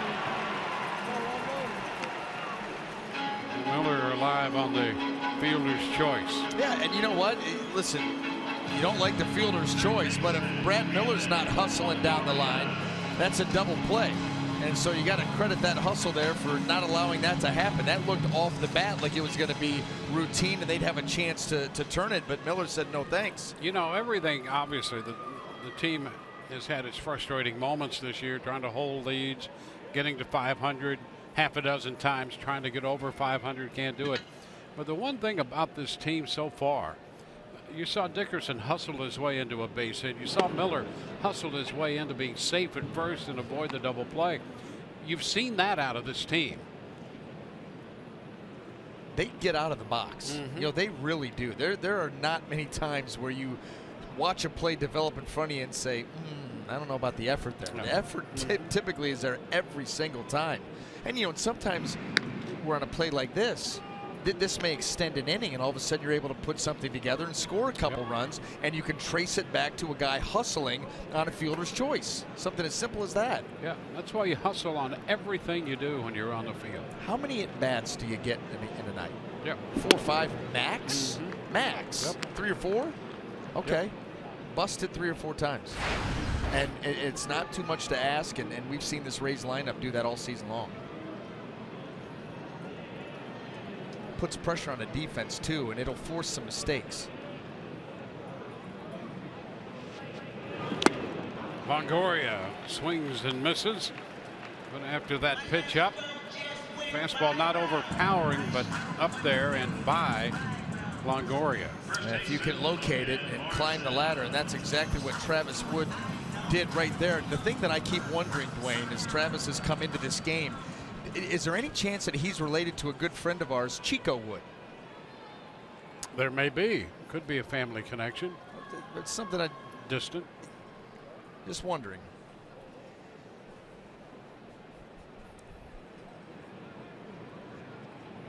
Morrison with a home run. Fly ball into center. Kane waiting for this one. And this inning over just in the nick of time. We go to the 5th, 4-1 Rays.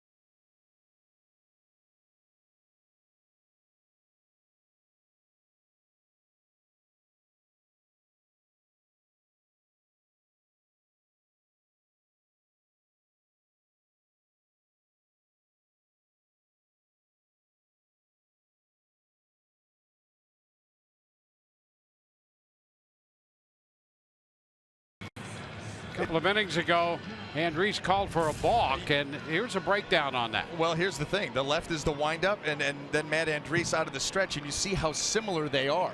And I think that Bill Welke thought that Matt Andriese had come set when he was actually in the windup, and then as he starts his windup movement, then he ends up calling him for the balk. I'm not sure what'll come out of that, but you can see where Welke, if he's not completely locked in, could be fooled, because the setup is very similar.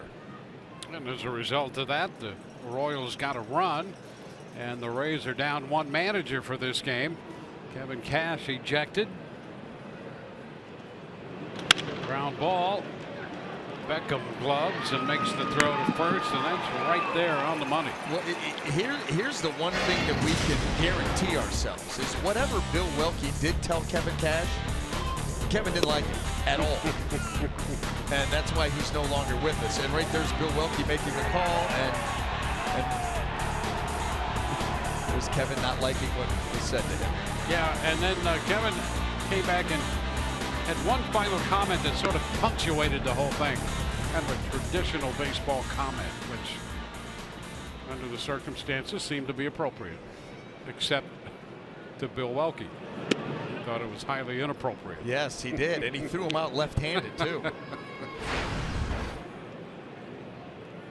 1-0 the count to Escobar. Bonifacio's out short to first. Alcides Escobar 0 for 2. There's a bunt. Tough play. Glove by Longoria. Throw to first. Got him. Nice job by the Rays third baseman, Evan Longoria. You know, he makes that play, and, well, about any play down there, as well as you'll see anybody in the game. Watch how quickly he gets rid of this. Into the glove, and then doesn't even think about it. He's up. He knows right where he's going with the ball. That's the thing. He's got such a feel for the position. Doesn't even almost have to pick up first base. He's throwing it before he almost looks.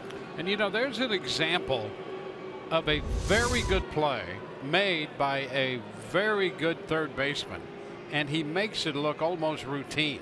That's the thing at this level. And when you're talking about a guy like Evan Longoria and his glove work, he makes extremely difficult plays look very simple. You watch that at home and you're like, yeah, so he charged it, he fielded, he threw it. Yeah. Until you go down and try and do it, or try and have a lesser third baseman do that. Yep. There's a shot deep down the right side, hooking foul. Moustakas out in front of that one. Unfortunately for the Rays, a foul ball, but a souvenir. I don't think that they had a clue on making that play either. Not a chance.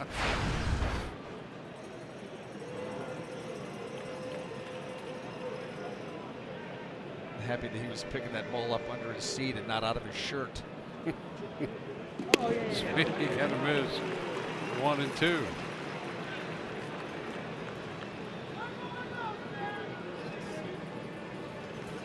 Two outs, base is empty.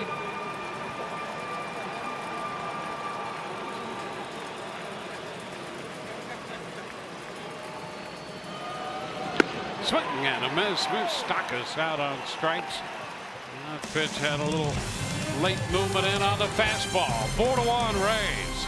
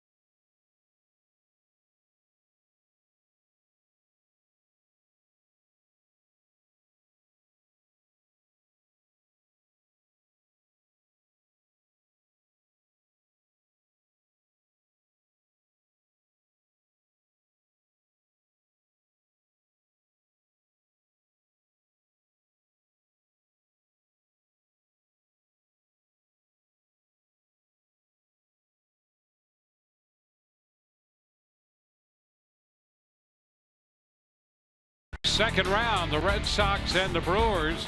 Marcus Thames hitting his 13th home run of the year. Brewers are up 5-1 in that game. That was a 2-run shot. Mookie Betts has accounted for the run for the Red Sox tonight. And now a 3-way tie for home run leadership over in the National League. Here in the bottom of the 5th, Ricky Weeks Jr. looks at a strike, pitches up, and it's 1-1. Weeks 2 for 2 tonight. He doubled and scored in the first, singled against the shift in the third.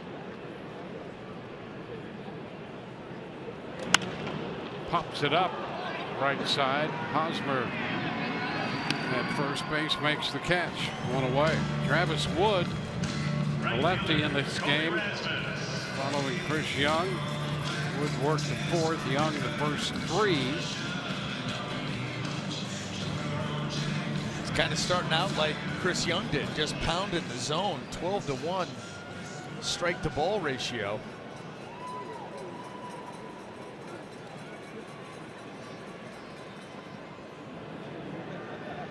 Rasmus, a couple of walks in the game, and there's a shot to center. Kane will have to go back to the track. It's going to be over his head. Extra bases. Into second goes Rasmus. A double. So Rasmus has 2 home runs, a triple, and now a double since being activated, and on for the 3rd time tonight. Boy, I'm going to tell you something, Dwayne. The ball off the bat went 2 or 3 different directions. Boy, a hanger middle of the plate gets roped, and Lorenzo Cain gets turned around twice. Watch the route here. Okay, it's going to turn this way. Nope, back the other way. He just gets all twisted around out there, and Colby Rasmus walks into second base. Another ball in the air, another extra base hit.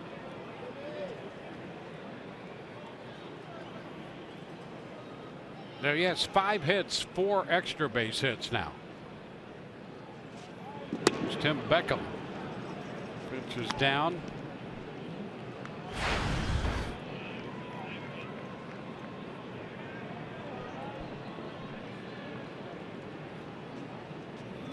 Beckham drove in a run. In the first, he is 1 for 2. Man in scoring position now. 2-0. Rays have had men on base in every inning. They scored all 4 of their runs in the first as they continue to try to add on, and that's an important part of any club's attack. The Rays know that all too well. This one fouled off Perez.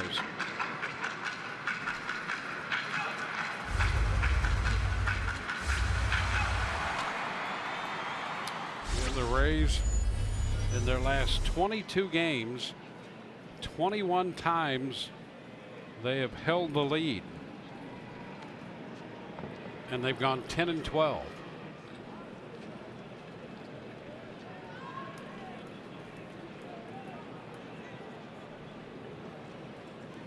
A 4-run first tonight with 9 men coming to the plate.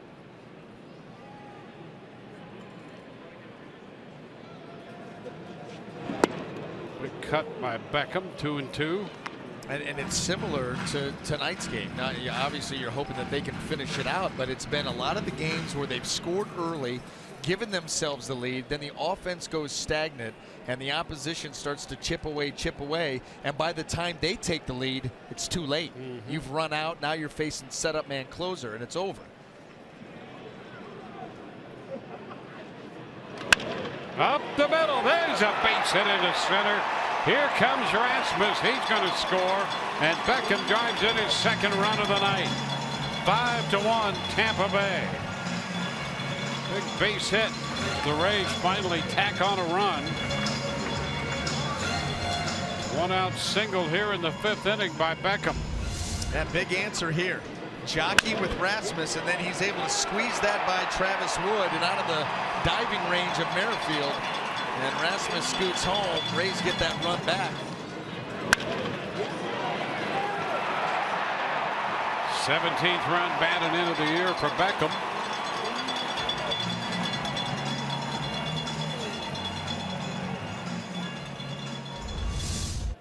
It's Kevin Kiermaier. It's a strike. Kiermaier got a base hit to drive in a run in the first. He walked in the third.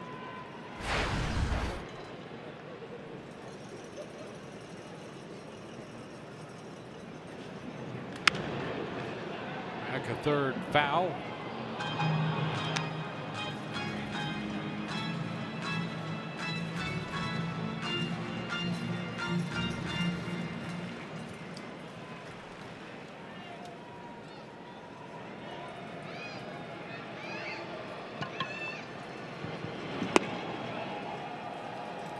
One ball, two strikes. It's a little bit off.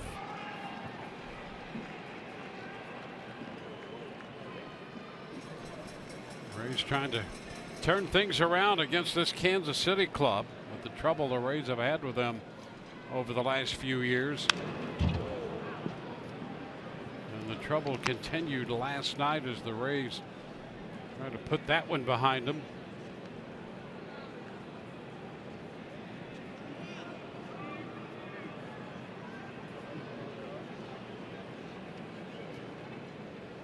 Nathan Carnes last night found himself in trouble early and made some great pitches to get out of it. You've got to give him a lot of credit. He did make good pitches.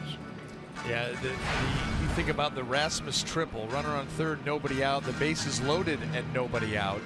And I don't think he missed a spot. He pitched his very best last night when he was in the most trouble.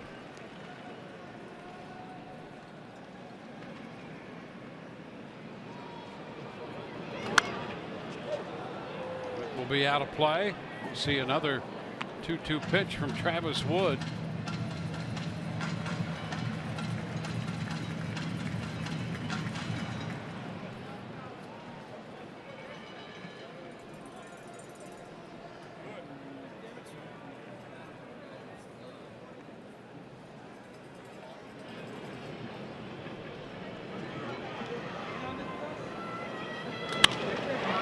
Ball skied to center field. Kane over there for it to make the catch. Back to first goes Beckham.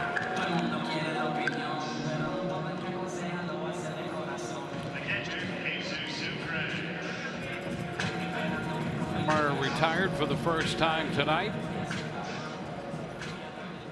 Jesus Sucre will be the hitter.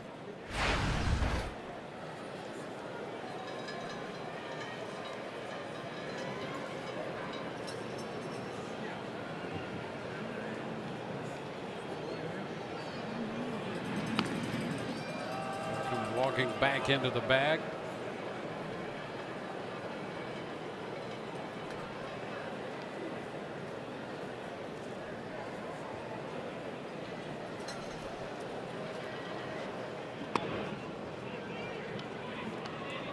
The ball, no strikes.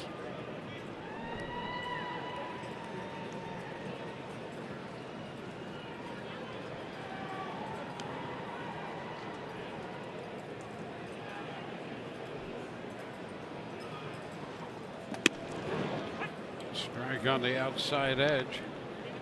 1-1.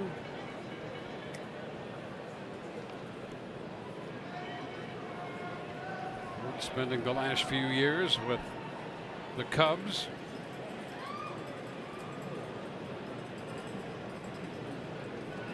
Originally came up with the Cincinnati Reds and now in the American League with Kansas City.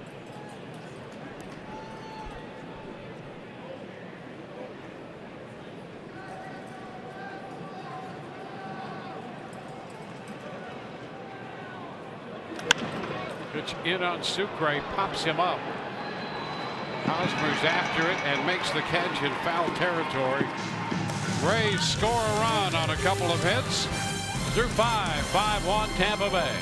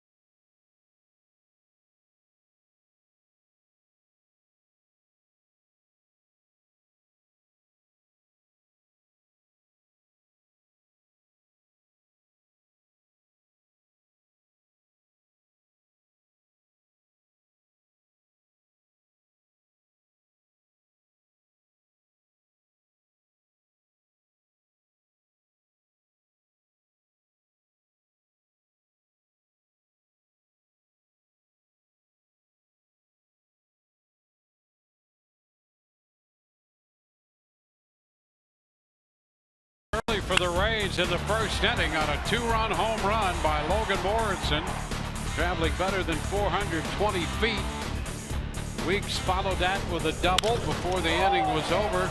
Tim Beckham's single homer run. Kevin Kiermaier got a run home to make it a 4-0 game. Kansas City scored a run in the 5th. Bonifacio wound up at 3rd and then was awarded the plate on this balk call by Bill Welke. That resulted in the ejection of Kevin Cash. Welke having a little issue with the delivery of Matt Andriese, trying to figure out if that was from the stretch or the windup. And Cash was ejected. The Rays added a run, as we just saw in the bottom of the 5th, and it's 5-1. Moving on to the 6th, Lorenzo Cain in the batter's box. 1-0 the count to him. 2-0. Cain has struck out and reached on a pass ball. Grounded into a double play started by Longoria in the 3rd.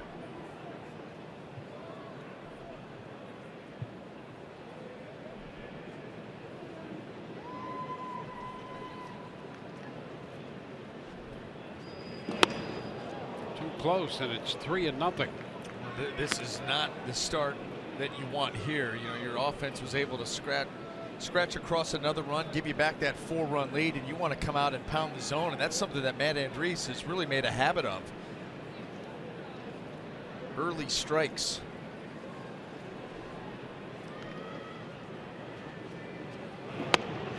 Finds the zone. 3-1.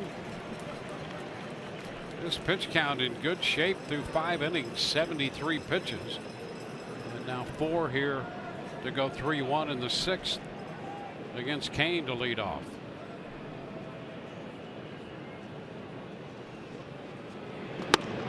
And he loses him. Second walk. So to first goes Cain. Our Toyota inside look. A hot hitter, Eric Hosmer, has a base hit tonight, and in his last 12 he's hitting over 450. On the extra base hits, 8 runs driven in, and starting to put some things together. And you know, we saw some video on him coming in to this series, and he's, you know, that left center field corridor all the way over to right is where he's doing all of his damage. But as we said earlier, Dwayne, this is a guy who puts the ball on the ground a lot, and that's what Jim Hickey's talking right now to Matt Andriese. Get Hosmer to hit the ball on the ground, hits into a ton of double plays because of that, and that's what the Rays are like right now. And while that conversation was going on the mound, the Rays did a little action in the bullpen. Erasmo Ramirez starting to loosen.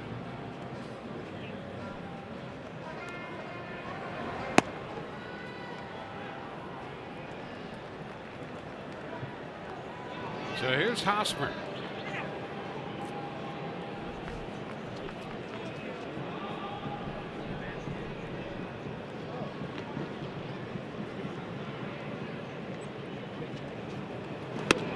This pitch is a strike.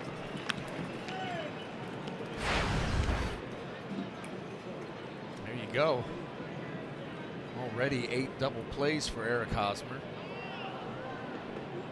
You think about the number over a full season, take that number out, that's a ton, and the Rays are in prime position defensively, at least in their setup, to try to get another one here.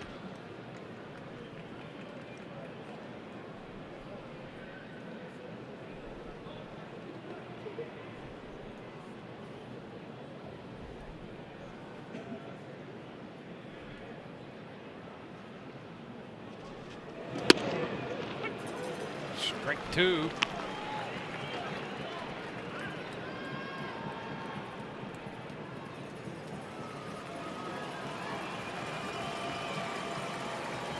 Quickly ahead after losing Cain.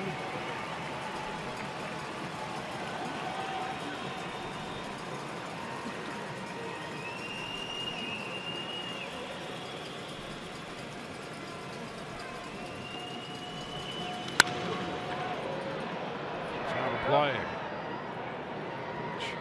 Away from him.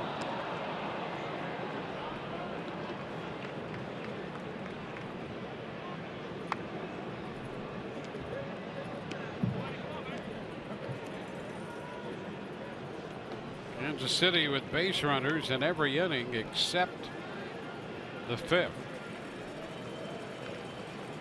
It's an 8-pitch inning for Andriese. He's had a couple of those tonight. Over 20 pitches in the 2nd. Just under 20 in the 4th. And it's down. 1 ball, 2 strikes. Pitching breakout on pitch count for Andriese.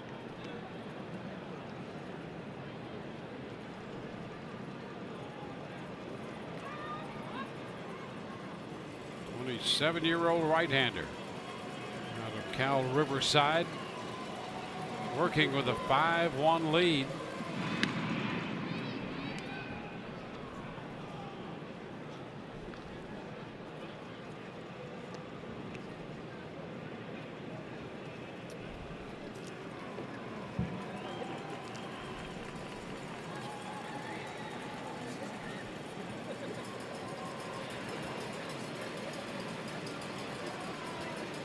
Runner goes on the 1-2, and it's lifted into left.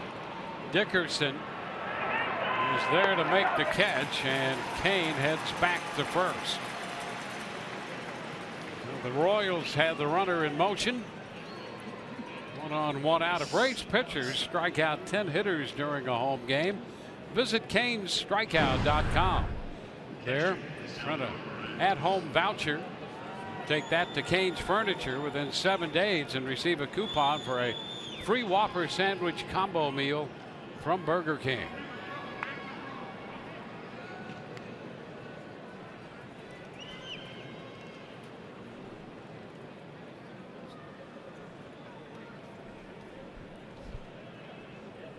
Salvador Perez, the catcher. He's been on twice with a walk and a base hit, and hits this one deep to left, and that one is out of here. Jumped on a first pitch fastball, hits his 7th home run of the year, and just like that, Kansas City within 2.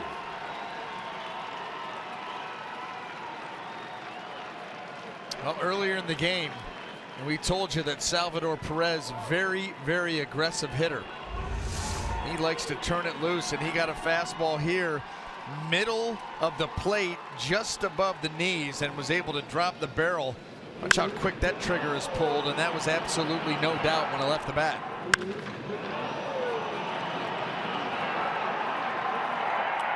Well, Tom Foley comes out to make the pitching change.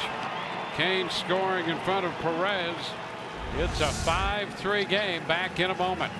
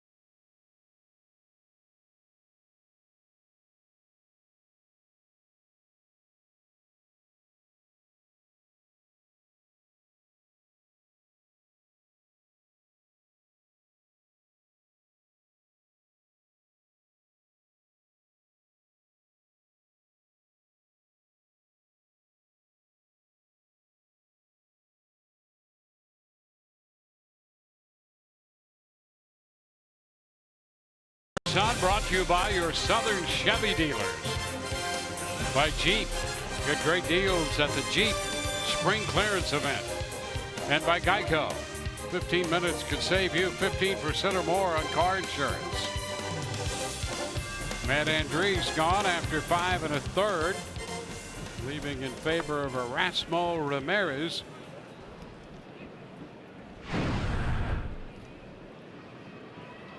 Once again, Erasmo Ramirez doing a little bit of everything for this Rays team. He's got the start, coming out of different roles out of the bullpen. Faces Alex Gordon in a 2-run game.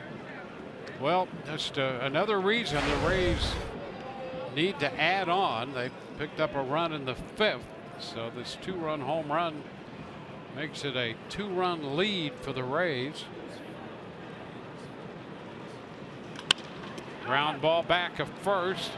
Morrison with the pickup, and he's there before Alex Gordon. 2 gone.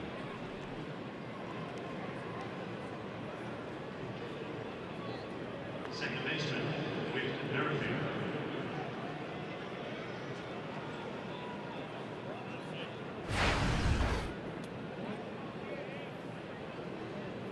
Base is empty, 2 gone.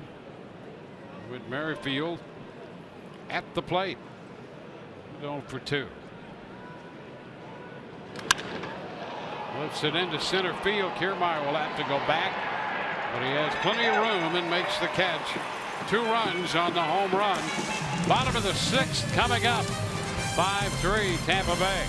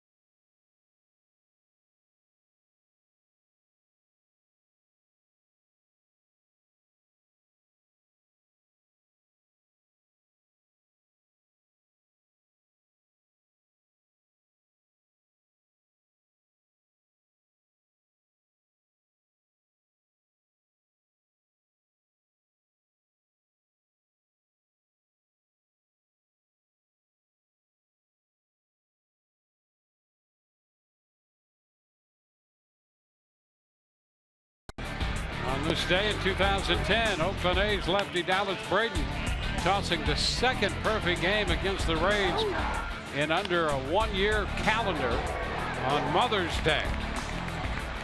Remember, Mark Burley was perfect on July 23rd of 09 and May 9th of 2010. Dallas Braden on Mother's Day throws that perfect game against the Rays in Oakland.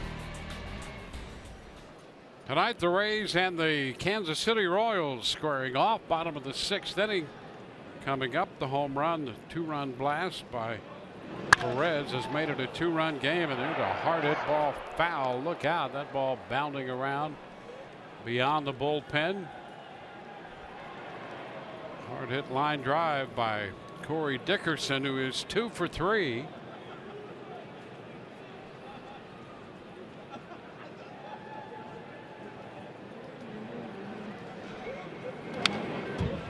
Into the screen.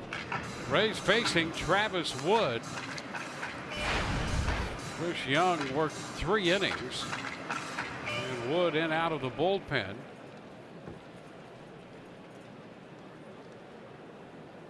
Wood essentially came up as a starting pitcher with Cincinnati and then Had a run with the Cubs when he was one year pushed 30 starts and made better than 30 starts in 2 years following. He strikes out Dickerson. Right now we'll check in with Rich Hollenberg. Rich. Thanks, Dwayne. Going to take a trip down on the farm. Matt Duffy beginning his rehab assignment. He's in nearby Clearwater. The Charlotte Stone Crabs taking on the Clearwater Phillies, and the Duff man goes 1 for 3 in his first rehab start. A line drive single to center. He also struck out and grounded out. Word is he told reporters before he left here yesterday that he's targeting a couple of weeks before he might possibly make his return to Major League Baseball, guys. Yeah, the Rays have been waiting for him to come back, and he did mention not an exact schedule, but they're hopeful that in a couple of weeks he could be ready to play. Long one foul the other way off the bat of Miller. You know, I don't think that they anticipated it taking this long. I mean, I thought everybody was under the assumption that you go into spring training and he more than likely would be able to break with the club. Yep. That didn't happen. So, yeah, you'd like to say 2 weeks, but I don't think there's any schedule that you're going to adhere to right now. It's going to be a feel thing at bats and when they determine that he's ready to go. Miller down the right side toward the corner. That's got a chance. Out of here. Home run for Brad Miller. His second home run of the year. And the Rays get a run back. 1-1 pitch, and he got it right down the line. So Miller and Morrison have hit home runs tonight for the Rays. That makes it 6-3. Nice run to have back. Yeah, very good answer. You get it back out to a 3-run lead. The Rays now with 11 hits, and Brad Miller able to just keep that fair right down that line, drop it over the wall.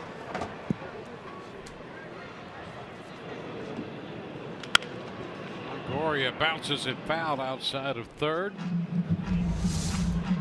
Another look at the home run. Yeah, you see, how about the way that he was able to lengthen the swing there? You know, the hips are already open, the power's almost spent, but he kept the hands back enough and he just kind of sweeps that ball right down the line. Really good indication of how much power Brad Miller really does have, because that was not the most in sync swing that you'll ever see. Results, can't argue with him.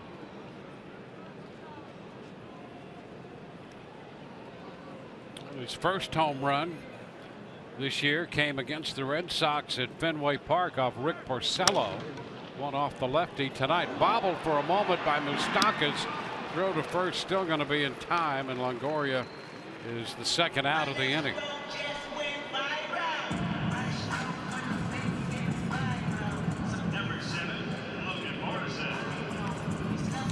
So the bases are empty with 2 outs, a run home.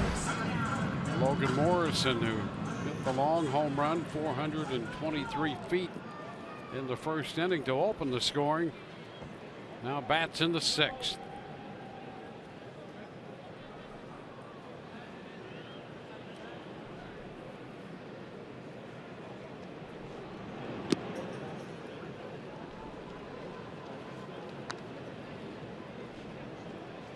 Since the homer, a strikeout and a fly ball to center.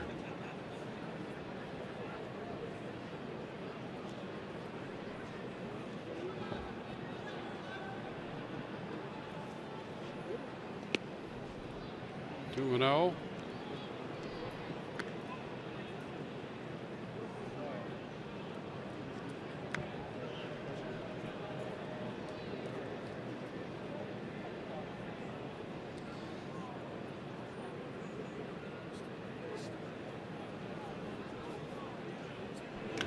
Ground ball right side into short right, and with the shift out, Merrifield takes care of that ground ball.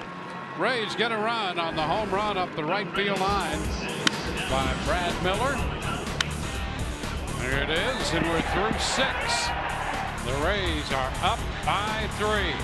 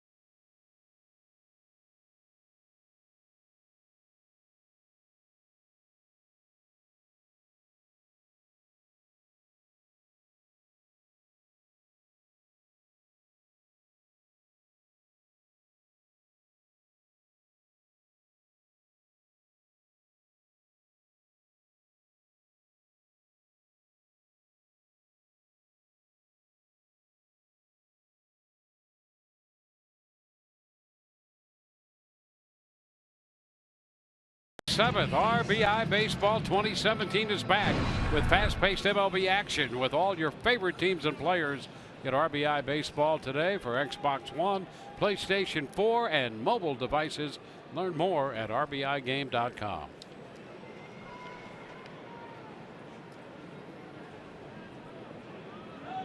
In the 7th, Brandon Moss leads off against Erasmo Ramirez. Ramirez got the final 2 outs in the 6th. Opens the 7th. 1-0 the count on Moss.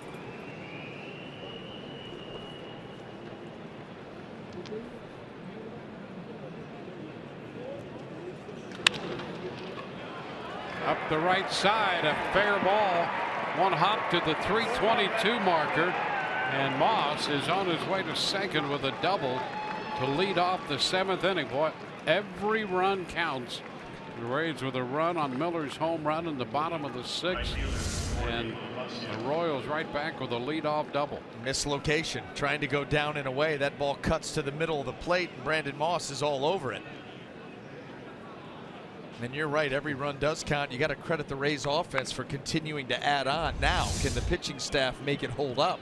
Time for them to step up.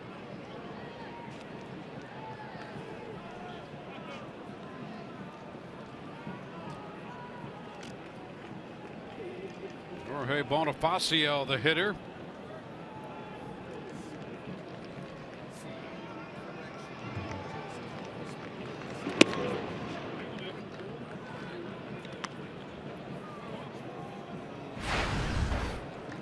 One ball, no strikes.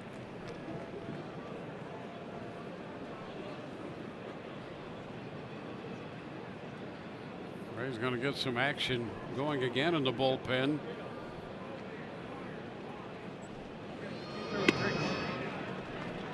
Now 2-0. Farquhar is up. Danny Farquhar throwing in the bullpen up the right side.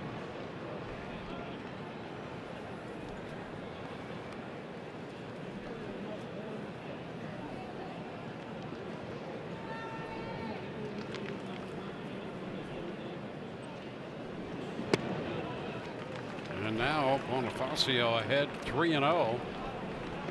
Peter Moylan in the bullpen for Kansas City.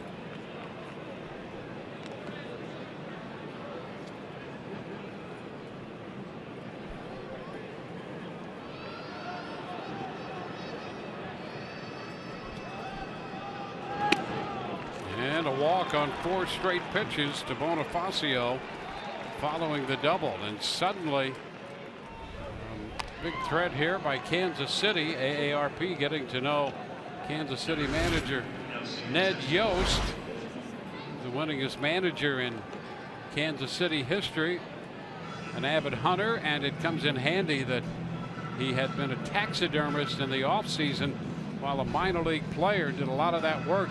There's an extra room in back of the local bowling alley, and they did all that great work there. Well, that sounds like we're only getting to know a sliver of Ned Yost. You know, I mean, he likes to throw on the camo and harvest animals. Yep. I love that, by the way. And he wears number 3. He was good friends with Dale Earnhardt, and that's the number 3. Okay. And I think one of the most impressive things about him is the time he spent with Bobby Cox on that Atlanta Braves coaching staff. I mean, if you want to learn something about baseball, he is the guy to spend time with. And he was on their coaching staff for a long time.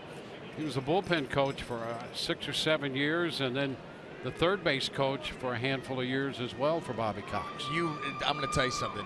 You brought that whole AARP getting to know Ned Yost full circle. Here's Escobar. I feel like I actually do know him now. Yeah, a little something about him.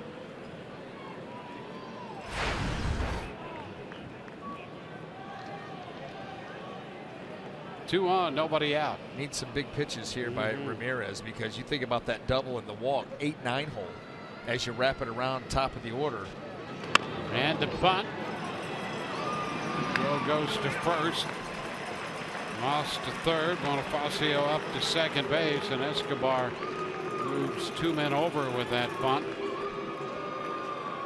And he does that for Mike Moustakas. Well, now is where you start to think about Erasmo Ramirez. And, well, no, you're not going to think about Ramirez. Tom Foley has him on his mind, and he's going to remove him from the game in favor of Danny Farquhar.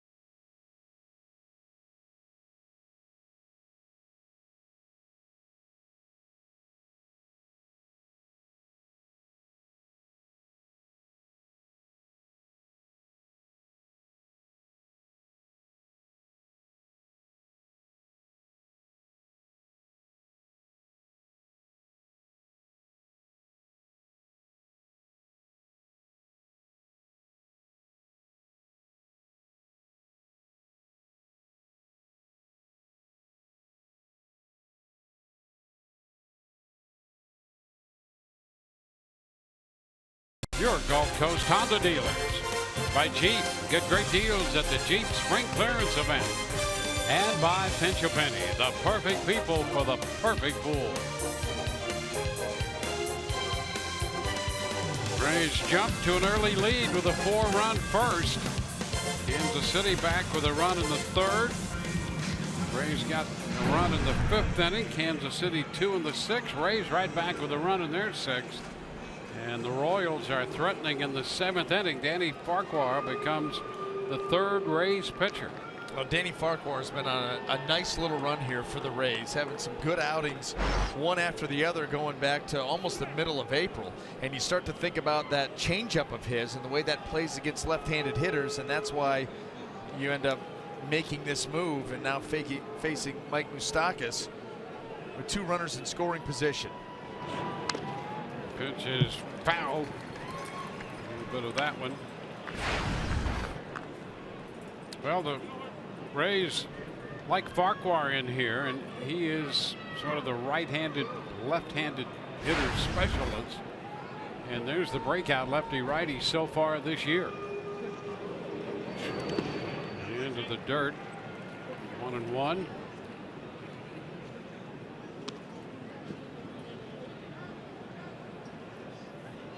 Moustakas had a base hit to right in the 3rd. He is 1 for 3.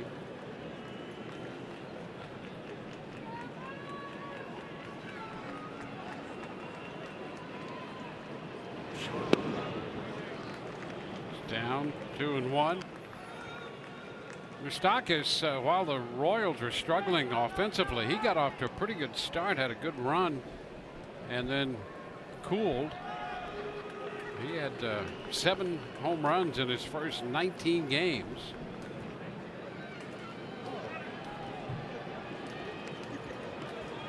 There's that base hit tonight.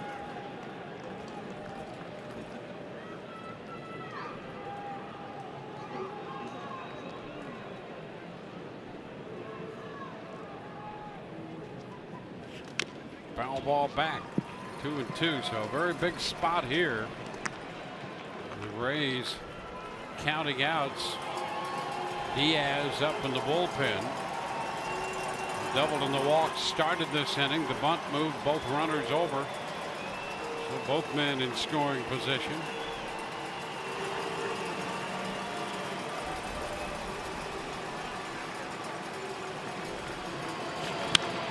Foul out of play.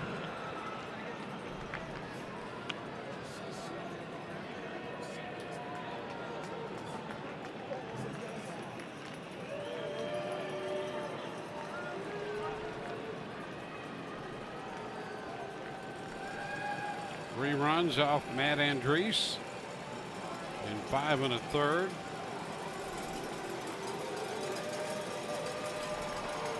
Ramirez got the final 2 outs in the 6th. A lot of fingers going down there by Sucre, just not getting on the same page as Farquhar. Figure those out. Foul ball. Pitch away, a fastball. You know, every pitcher's different too. When you get a runner out there at second base, you change up, your sequences to the catcher. Nobody on. Usually it's one sign and down and maybe a location.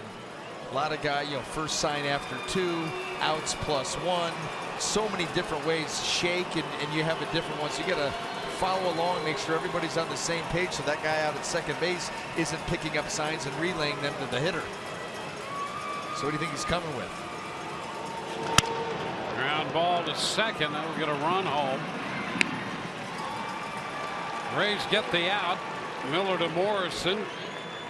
Moss crosses the plate. Broken bat on the off-speed pitch.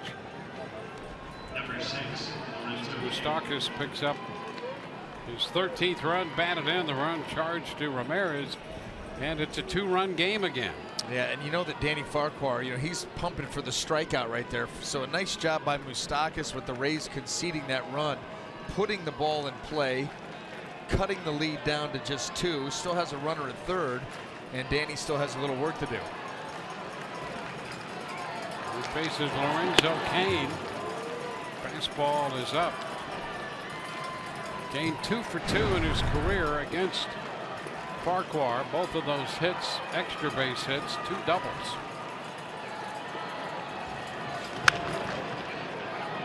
Foul the other way. Another fastball out of play it goes. The count is 1-1.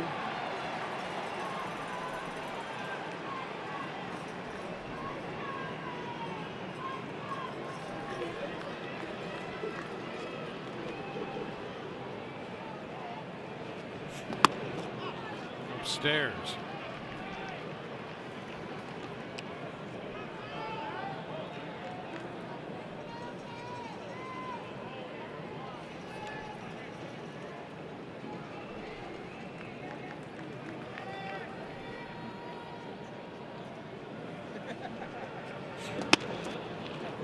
Three balls and a strike. See how aggressive he is here with Cain. Got the left-handed hitter Hosmer on deck.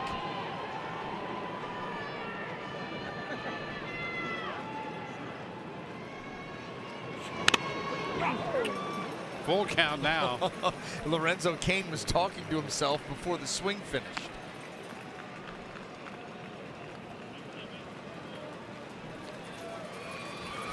Another look at that. Yeah, he got a pitch that he could handle here. Oh boy, That's dangerous. Yes.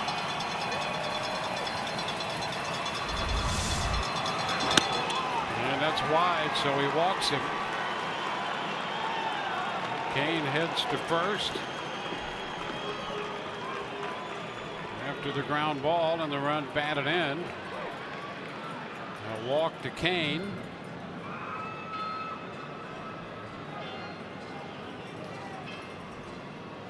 So a conference on the mound with Jim Hickey. Don't forget to tune in tomorrow for the Wednesday showdown, driven by GMC. Chris Archer on the hill for the Rays, and Jason Hamill will pitch for Kansas City. Hamill, the former Ray.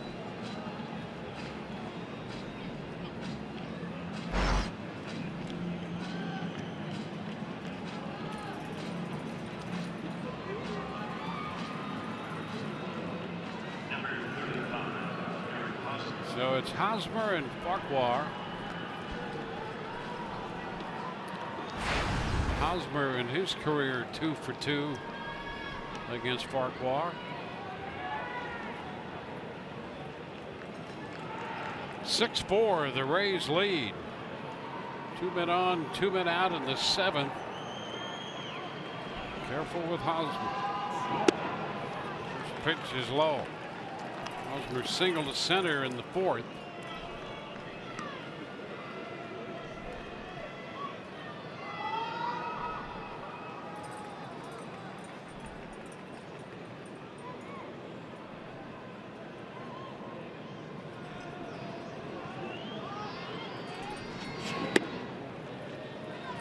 Two and 0.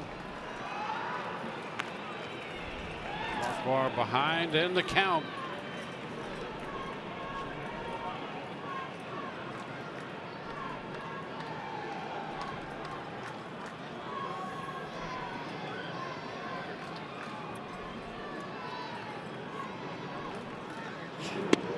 There's a strike on a fastball. 2-1.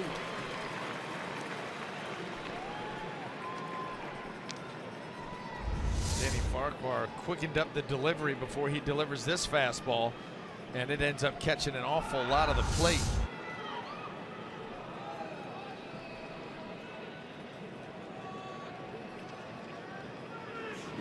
Big cut right there, swinging over the change. That was a nice changeup. Danny Farquhar, really good arm action. He put it in a great spot too. This is that pitch.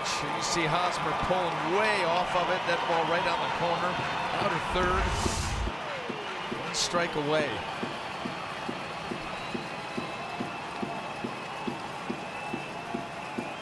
Over to first.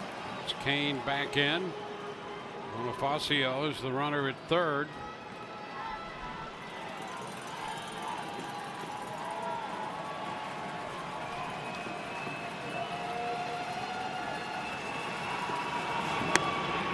We go all the way to 3-2.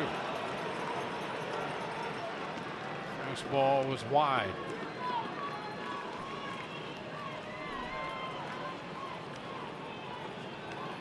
Perez on deck.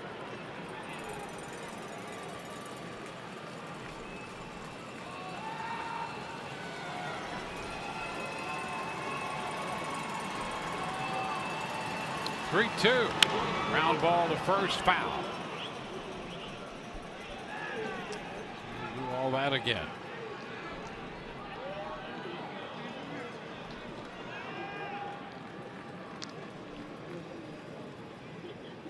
Sucre.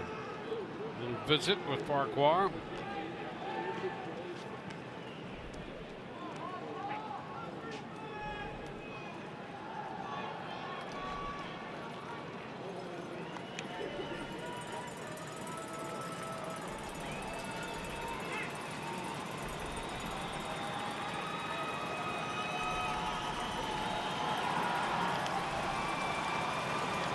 Three-two again. Ground ball, base hit the other way. That will get Bonifacio home. Up to second base goes Kane. And it's a 1-run game. Hosmer got it through the left side. That ball was up and off the plate. This is ball 4. Changeup way off the plate, but it's up enough. And Hosmer, look at the plate coverage and then some. He had a little bit of room to work with over there on the left side, and he just pokes it through. Tim Beckham a little bit up the middle, and he splits the difference between Beckham and Longoria perfectly, and the Royals all of a sudden within a run. Another pitching change coming. Back in a moment.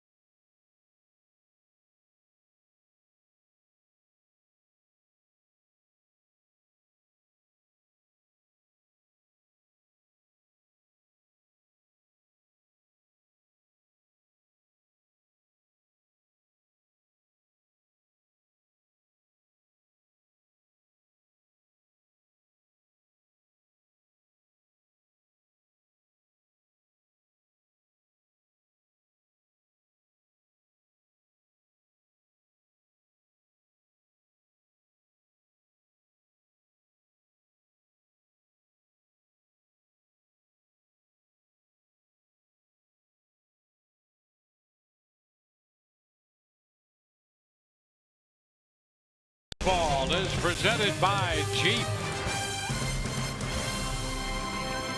Kansas City putting 2 up here in the 7th inning. How big is that home run by Miller now in the 6th? That is the margin of the lead at the moment. 6-5 Rays. Danny Farquhar departs the game in favor of Jumbo Diaz. Well, Jumbo's on for the 16th time. We're going to face Salvador Perez, who homered his last time up. That was in the 6th inning. There is that home run. That fastball just leaked out over the middle of the plate. He jumped all over it. Very, very aggressive hitter. And so Jumbo Diaz, coming out of that bullpen with a runner in scoring position, has got to be hitting those spots early and often. Perez has been on 3 times. A couple of runs batted in with that home run. First and second with 2 outs. And the first pitch, a 98-mile-per-hour fastball wide. 1-0.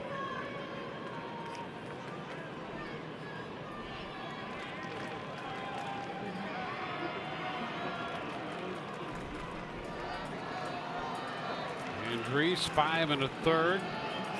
An inning for Ramirez in parts of 2. Farquhar retired 1 hitter. Diaz trying to get the big 3rd out. And there's ball 2. Not biting after that slider. That's a good pitch for Jumbo Diaz. He actually put it in a pretty good spot. Salvador Perez, you expect him to go after that pitch, but he's able to hold up. Strong wrist right there.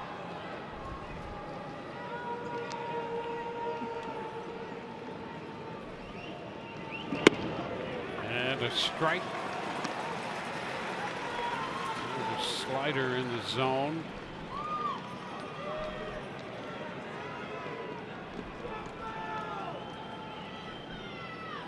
Minor, the left-hander, joining Moylan. Upstairs, stepped on at first. They're going to get him. He is out at first base. The Rays pick off Hosmer at first base. Sucre took advantage of that secondary lead, found him off the bag, and they pick him off. And boy, that is a big play for the Rays. Boy, Logan Morrison sneaking in back door. Savvy. 1-run game, 6-5 Rays.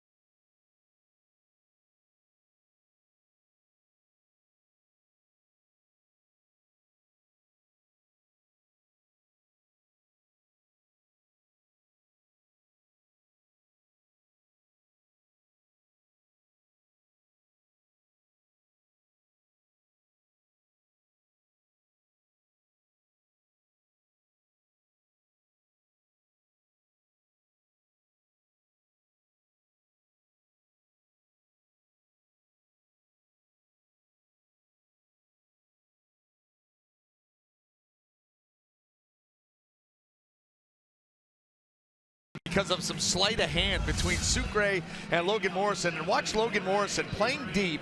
And as Hosmer takes his secondary lead, he's going to sneak behind him.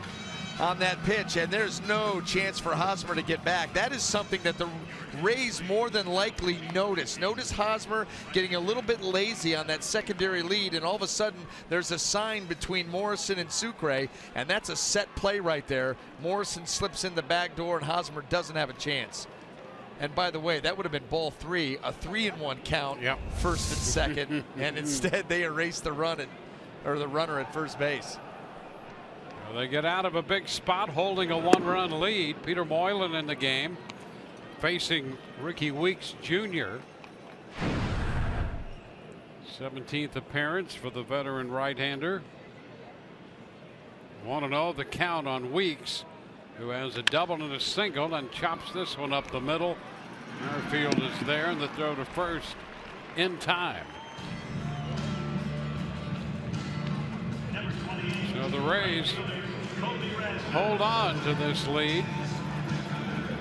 Colby Rasmus is due, and we're going to get a pitching change here.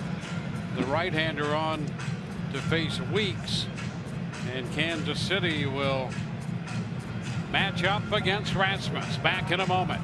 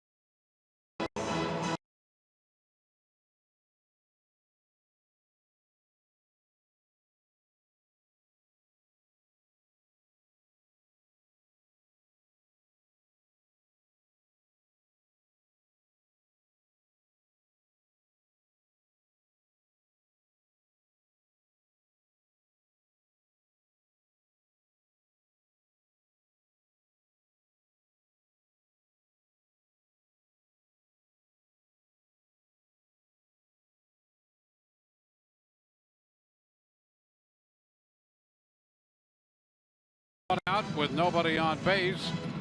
This what's coming up tomorrow on Rays Live. 3-game show presented by your Gulf Coast Honda dealers. Chris Archer on the hill for the Rays, and we'll hear from the Rays starting pitcher as Orestes breaks down Lorenzo Cain, the outstanding center fielder for this Kansas City ball club.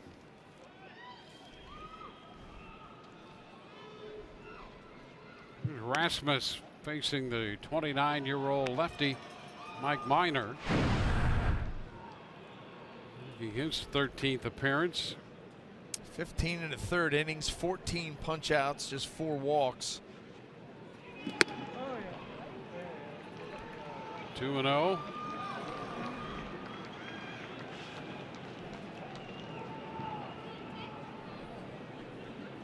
Difference in the game, the Brad Miller home run in the 6th inning.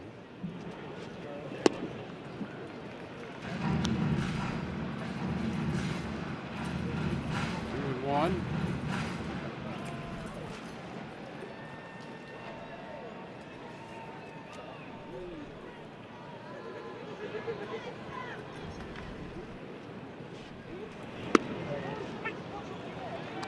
It's going to even the count. 2-2.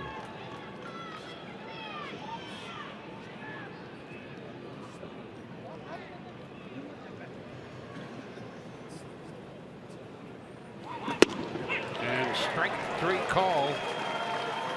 Rasmus out of there. I'll tell you, it was just a steady diet of cutter after cutter after cutter, and then all of a sudden Minor lets loose with 96. Drives that pitch right to the spot at great velocity. much you can do there.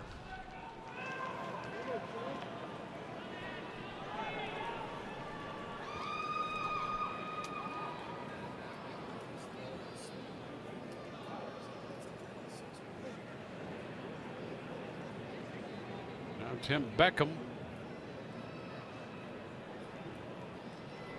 It's Colomé working over the mound in the Rays bullpen right now. The first pitch strike to Beckham. Foul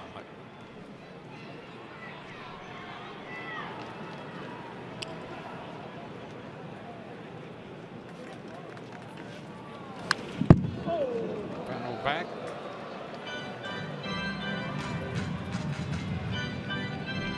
It's getting your money's worth on a swing. Got to dial it up, 95 miles an hour, and they're trying to come middle in and up. And Tim Beckham lets it rip, down he goes.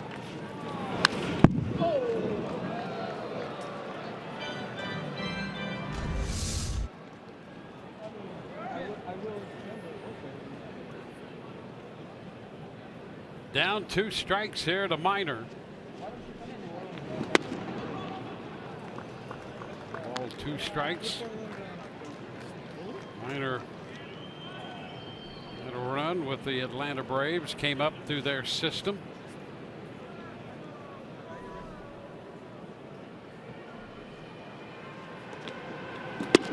And strike 3 call. Mid-90s fastball. We're headed into the 8th, 6-5 Rays.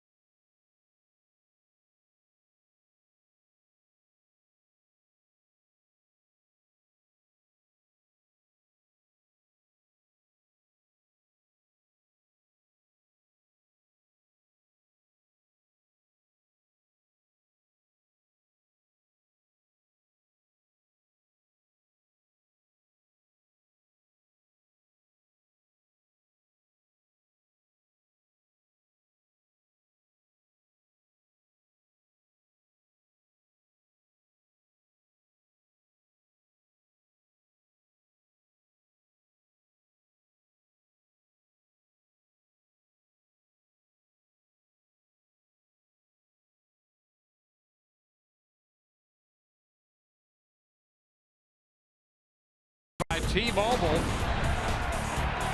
a distinct northwest trend in the Rays production tonight. Logan Morrison, a long 2-run homer in the first. Brad Miller's 6th inning home run. The difference in this game right now, and Jesus Sucre and Morrison looking up to pick off Hosmer to end that threat in the 7th inning. Yeah, what a huge play. And Sucre enjoying that all the way back to the dugout. Logan Morrison sliding back in there. Everything working perfectly there, in sync. And they took advantage of what was really a tough situation, because you would have been 3-1 on Perez with those 2 runners aboard. A lot rather face him here with nobody on. The count starts anew, and he fouls it back.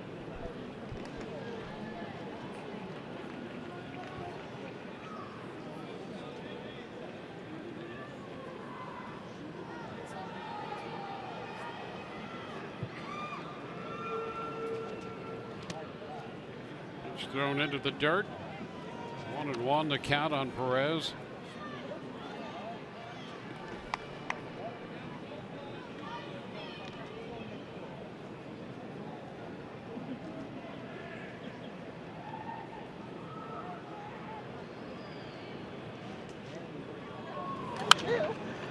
cut and a foul ball back.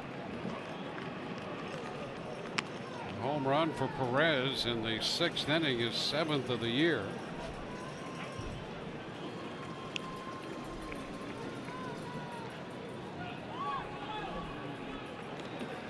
Colomé throwing in the Rays bullpen. 1-run game in the 8th. Diaz delivers and it's fouled back. Well, you're getting the slider and that big fastball from Diaz. That is his. That's his arsenal. That's what he's known for. Big guy, big velocity, sharp slider.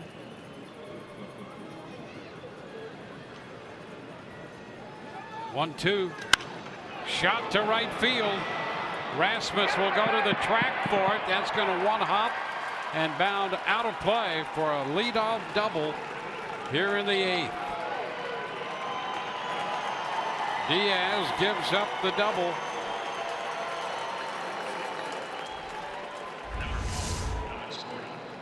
Now there's the fastball, and Salvador Perez launches that fly ball down the right field line. See the ball come off the bat. It's getting up there pretty high, but Colby Rasmus, you're going to see where he's at. He's got a long way to go, and he's just not going to be able to get there. That ball just continues to slice and fade and bounces up into the stands, and the Kansas City Royals insta threat. Alex Gordon. Strike. Royals picked up 2 in the 6th, 2 in the 7th, and now threatened with a leadoff double in the 8th.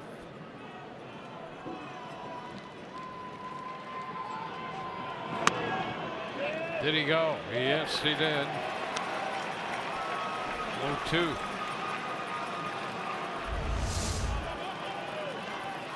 Got to get it started quick, and a little bit too far.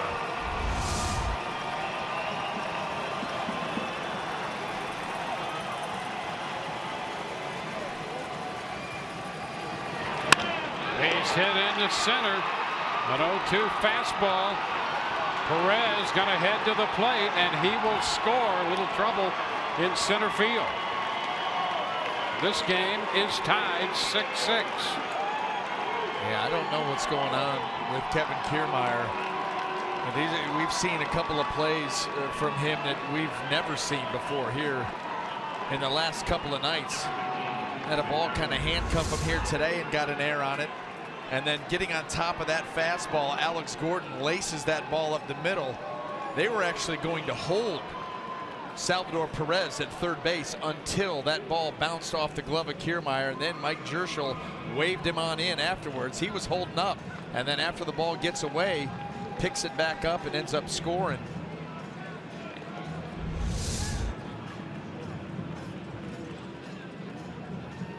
Well, the initial scoring ruling, a single and an RBI, but they take a look at that replay. When the ball gets a single and an error. When the ball got to the glove of Kevin Kiermaier, Salvador Perez, who's not exactly a speed demon, wasn't even to third base, and Jerschel was holding him up. And right when this happens, then all of a sudden, off he goes.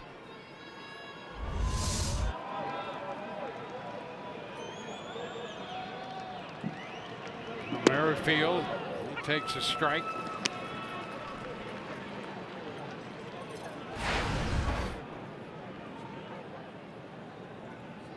So Kansas City has tied this game at 6 in the 8th.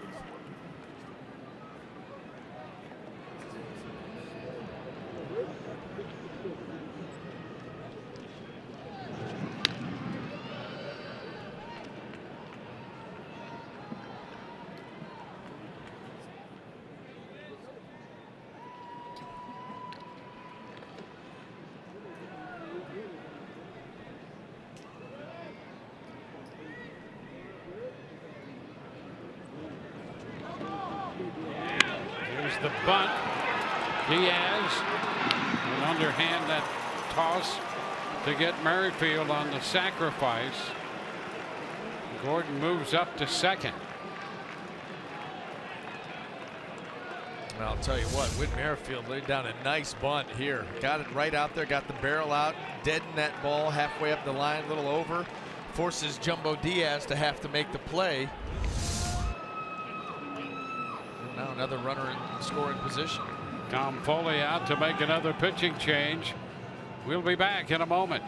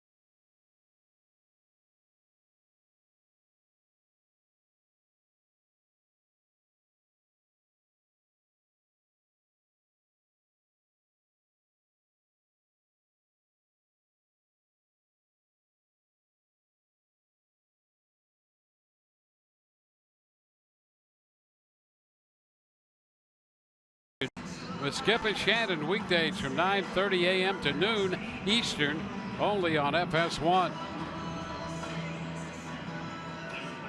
Well, Tom Foley's gone to the bullpen again, and Chase Whitley enters this game.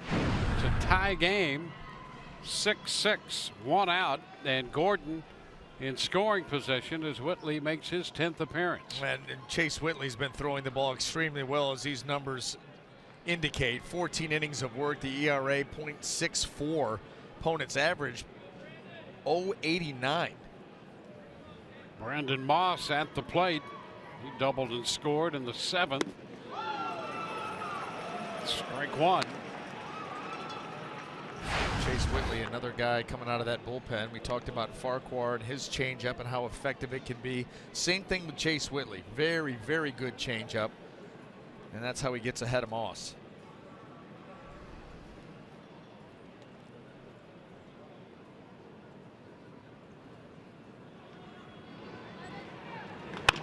Ground ball right side. Whitley will cover and take the toss from Morrison. Over to third goes Gordon. 2 outs now with the potential lead run at third. The hitter is Jorge Bonifacio.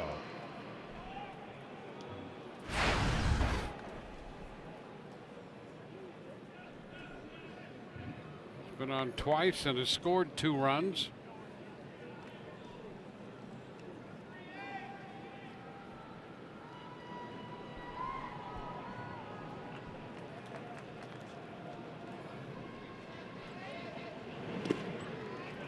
Low, covered up by Sucre. Man, how important does that become now with that runner on third base? And Sucre made that look very easy. Got to be on high alert.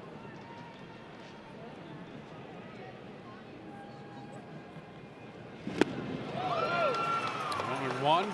But even that one there, you know, good changeup. Yeah, you get the strike, and that's what you're focused on. But that ball ends up in the dirt, and Sucre's got to smother that. Remember earlier in the game, the one that got through the 5-hole. This time he covers it up.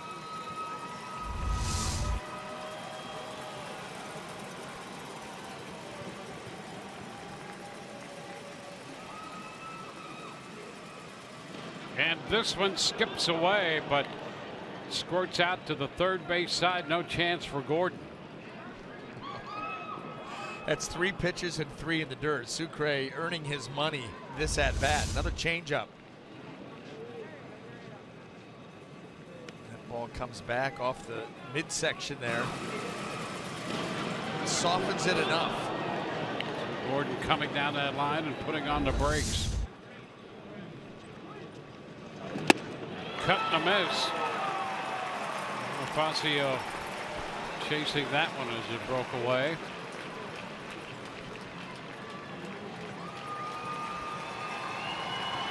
Perez opened with a double. He has scored the tying run.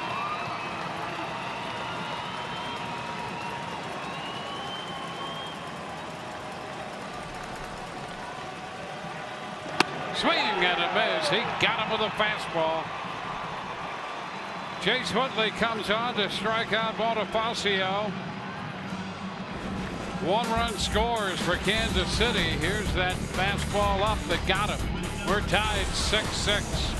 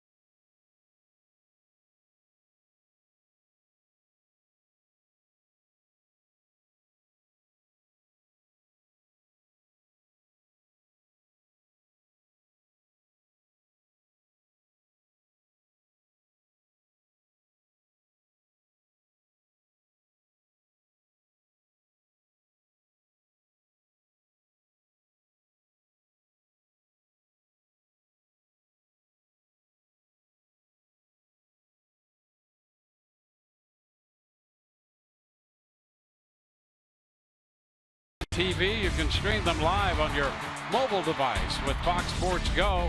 Download the app and take Fox Sports Sun and raise baseball with you wherever you go. Bottom of the 8th inning finds Kevin Kiermaier leading off, facing the left-hander Mike Minor. 1 strike to count. The fly ball lifted toward left center. Kane is there and he makes the catch. It's the first out in the 8th. Sucre will be the hitter. Sucre struck out, grounded out, and fouled out in this game. Now he faces Minor.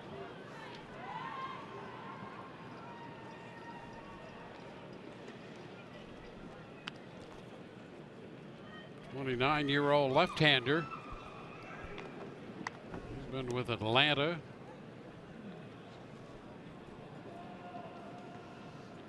Back from shoulder surgery. Pitch misses at 94. Yeah, and by the looks of things, looks pretty well recovered. Doesn't he? I'll tell you. Seen 94 to 96.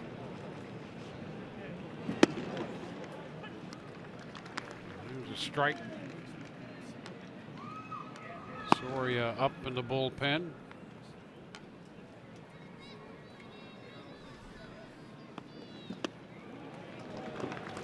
1-2.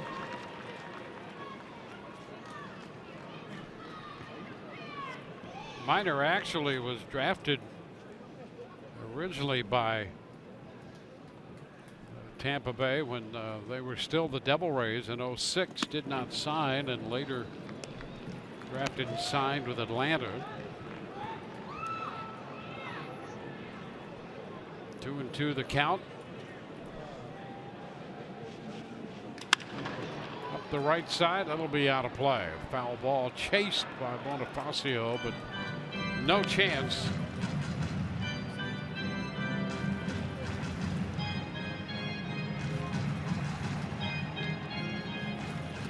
Corey Dickerson on deck.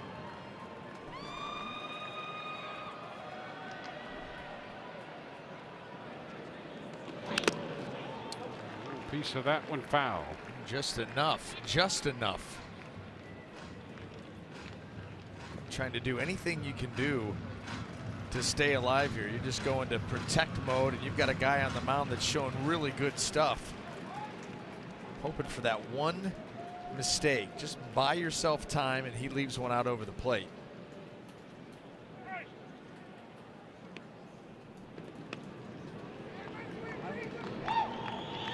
Young worked 3, Wood 3.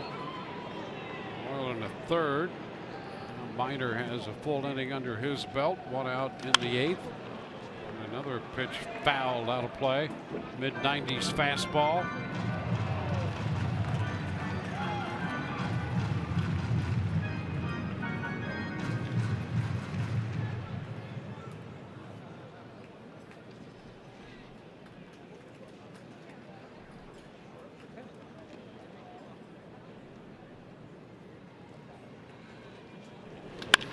There's a base hit by Sucre into left. He extended the at-bat, and on the 8th pitch lines a single into left. You know, is it me, or does it seem that Sucre, you know, he kind of hides out offensively, and then he gets into these bigger spots, runner in scoring position, a spot like this, and puts together some really good at-bats. Yep, and that was just a good one right there. Yes, it was. Against a guy who's throwing the ball pretty good right now. Well, he shortened up everything, and he got a hanging breaking ball out over the plate.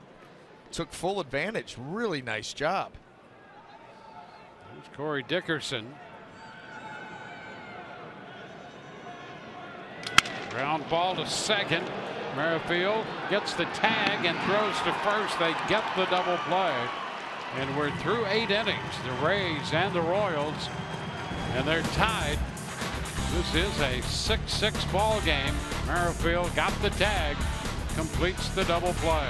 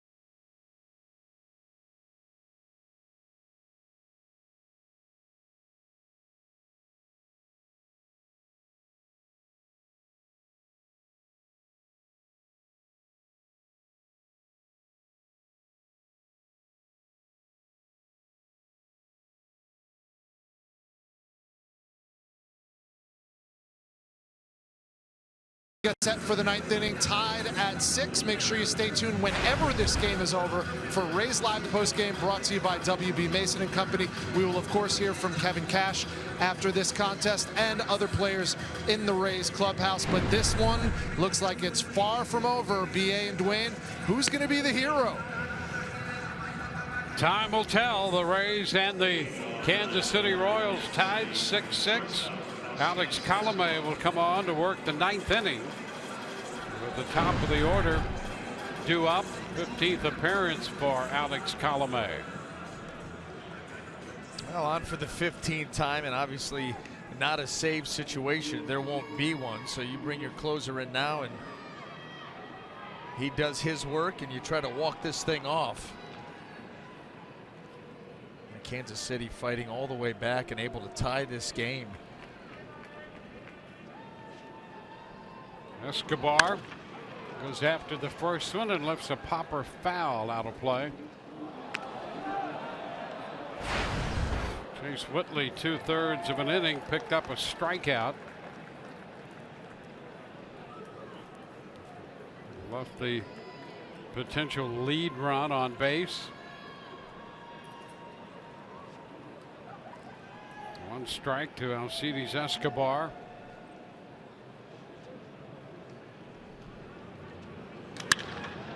Skies it to center. Kiermaier is there and makes the catch.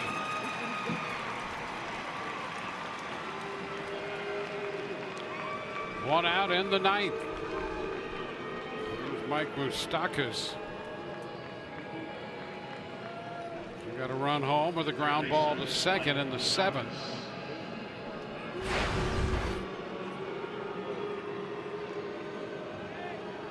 Runs off Andres, 2 off Ramirez, the other run off Diaz.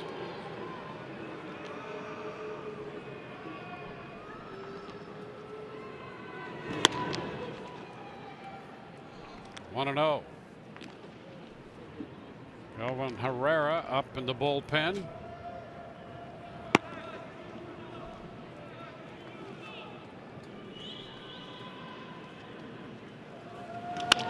Ground ball down to first. Morrison will step on the bag. 2 up and 2 down. And only 4 pitches. Colomé making quick work here so far.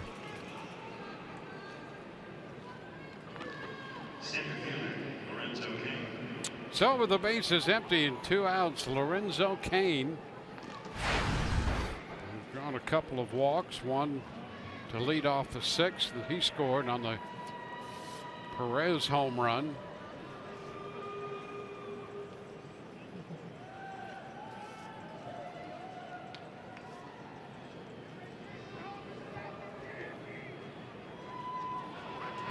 And a big cut. Cain trying to lift that one. Strike 1. Well, Colomé knows these guys, you know, they're hunting fastball. A lot of teams do off of him. So you see a lot of this. Just subtle off speed, take off 4 or 5 miles an hour, move it away from the right-handed hitter and watch him swing and pull off of it, just like Cain did. Well, he finds the corner for strike 2.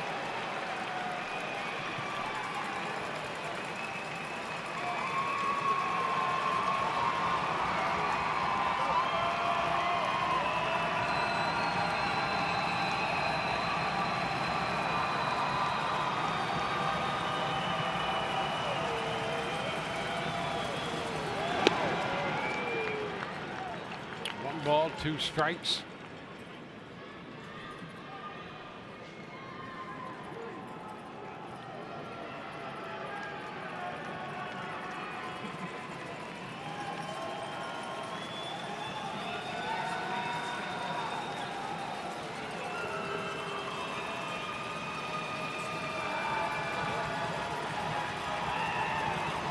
Ground ball down to third. Longoria makes the throw to first. 3 up and 3 down. We go to the bottom of the 9th inning for the Rays. Brad Miller will lead it off. Evan Longoria due to hit second, followed by Logan Morrison in a tie game, 6-6.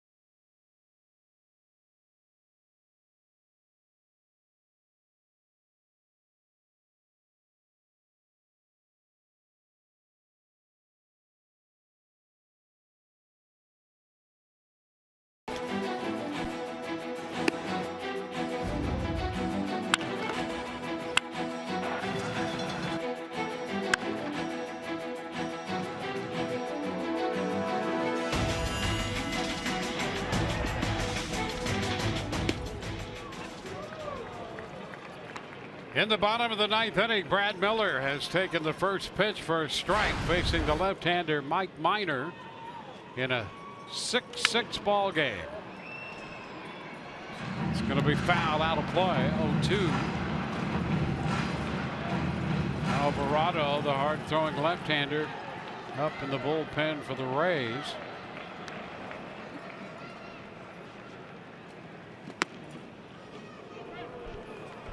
Now 1-2.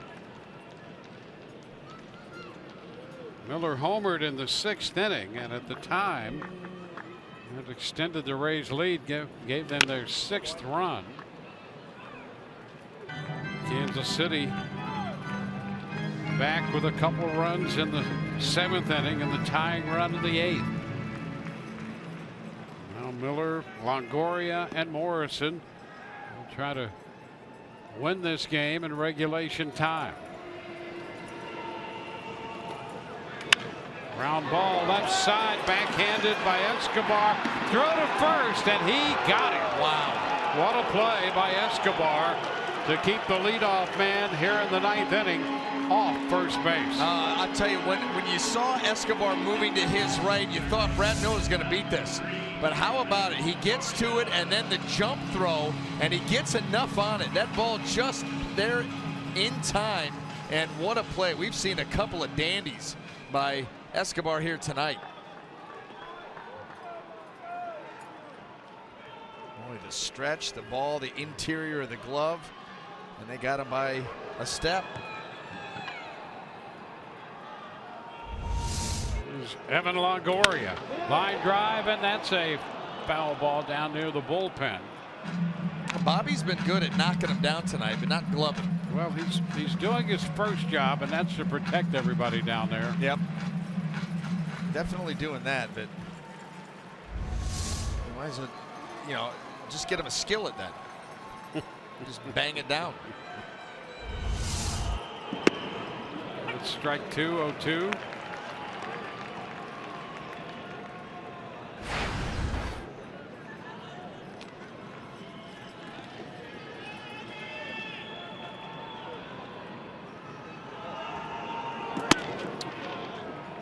Ball, 2 strikes.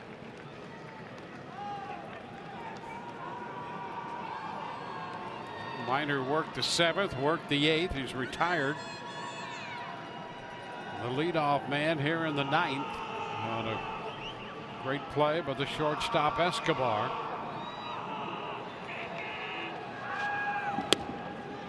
And it's 2-2 to Longoria. 5 career walk-off homers for Evan. It's been a while, though, going back to May the 11th in 2013 against San Diego, and he could not hold up and is out on strikes.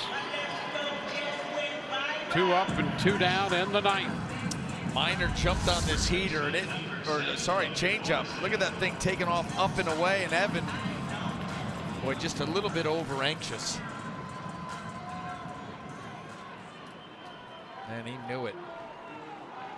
Well, there's Logan Morrison. Tapping it foul, strike 1.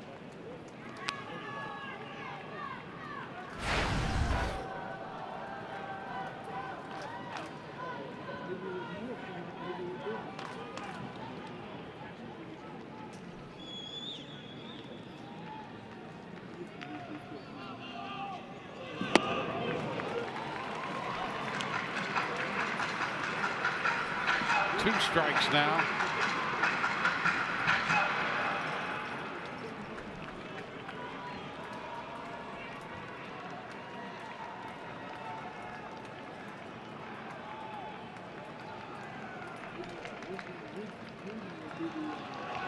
And a cut and a miss. Morrison out on strikes. 2 strikeouts in the inning. We're going to go on to inning number 10. Tied.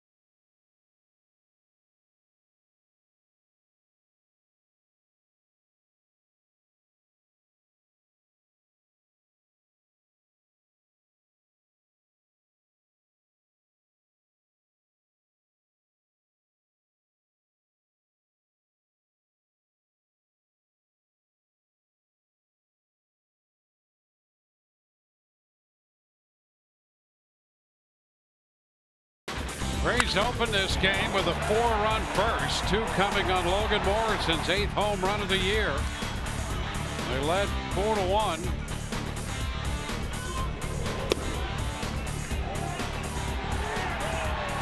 One run came on this balk call that led to the ejection of the Rays manager Kevin Cash. Salvador Perez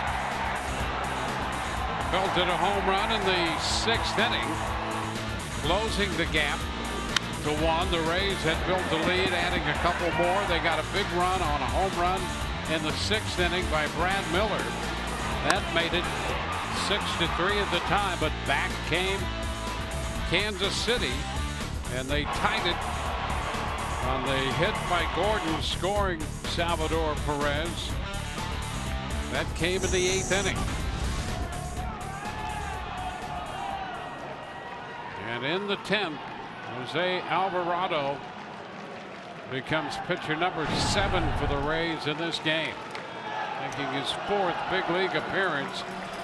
Eric Hosmer, Salvador Perez, and Alex Gordon due up for Kansas City.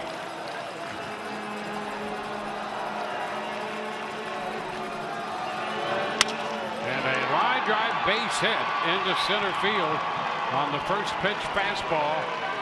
It came in at 98 and went rocketing right back through the middle. Eric Hosmer wasting no time. Here it is, Alvarado. Big heat on the fastball right out over the plate. And Hosmer goes right back up the middle. That ball actually got in on him just a little bit. But regardless, base hit for Kansas City. And now Alvarado goes up against Perez. The Rays move the infielders, shift them over to the left side. Perez has walked, singled, homered, and doubled in the game. Ground ball up the middle, double play ball. Miller to Morrison. Well, they had him positioned just right for what turned out to be an easy double play. Boy, oh boy, you're talking about Brad Miller right behind second base. And first pitch fastball is going to go. Just doesn't get much easier than this. Made to order with that defensive setup. 2 quick outs as it turns out. Alex Gordon.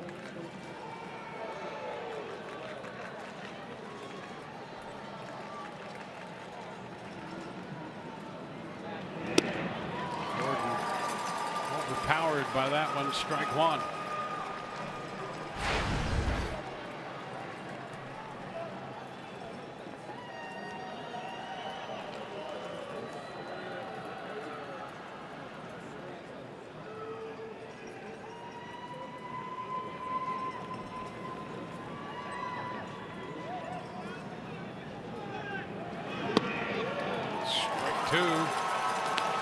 That's the breaking ball. Boy, able to maintain the stuff here. The velocity's been very good. Good breaking ball right there. Alvarado coming out in a, listen, extra innings, a pressure situation for the youngster. So far, so good.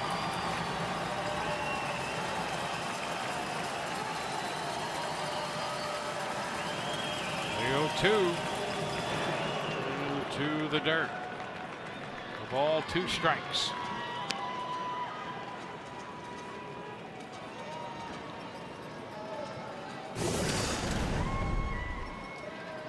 And restarted for the Rays, 5 1/3. An inning for Ramirez, a third for Farquhar, 2/3 for Diaz. Whitley 2/3. Colomé for an inning. Now Alvarado. Young for 3, Wood for 3, Moylan a third, and Minor 2 2/3 for Kansas City so far on the mound.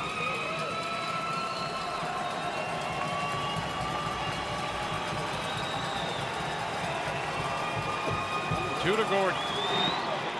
Ball 2.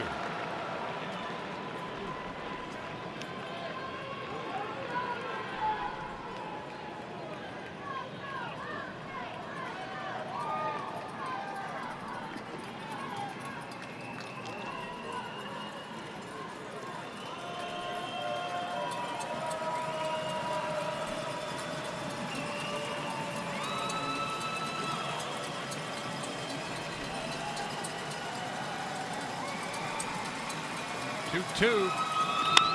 Fly ball center field. Kiermaier right there to make the catch.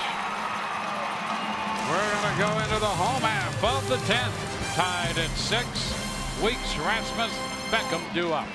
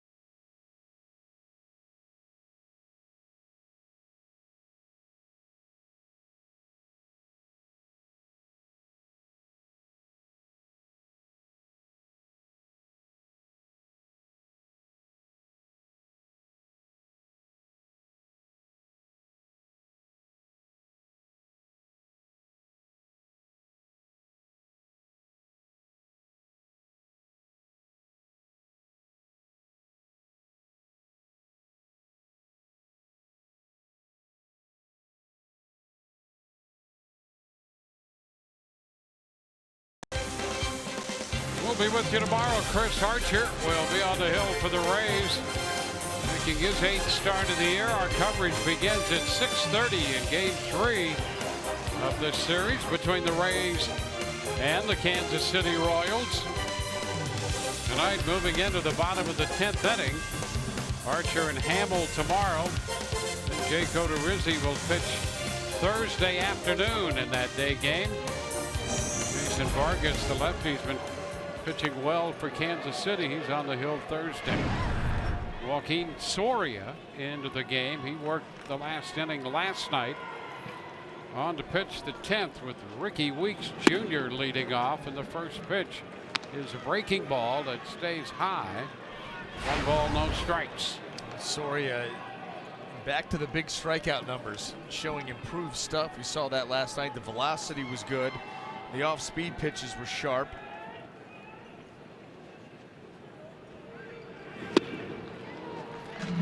Work on the fastball. 1-1. Just kind of sneaks it by you. Smart, savvy veteran. The Rays, well, they have their work cut out for them, but listen, one mistake, turn this thing right around and be done with it. And Ricky Weeks thinking about that right there on the fastball. Yeah, and Soria just put it in a really good spot. 94 miles an hour. That pitch is away from Ricky. See him drive that ball to the outside corner. That swing just a little bit loopy underneath, and actually hands come unglued.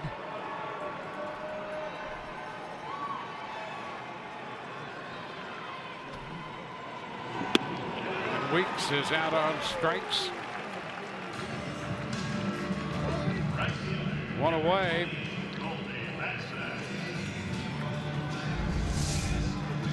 Look at that little split changeup. Takes off about 3-4 miles an hour.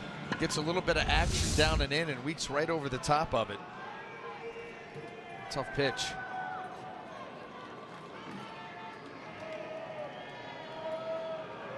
Here's Kobe Rasmus. He doubled and scored in the 5th inning. He was intentionally walked and scored in the 1st when the Rays put up 4. 1-0.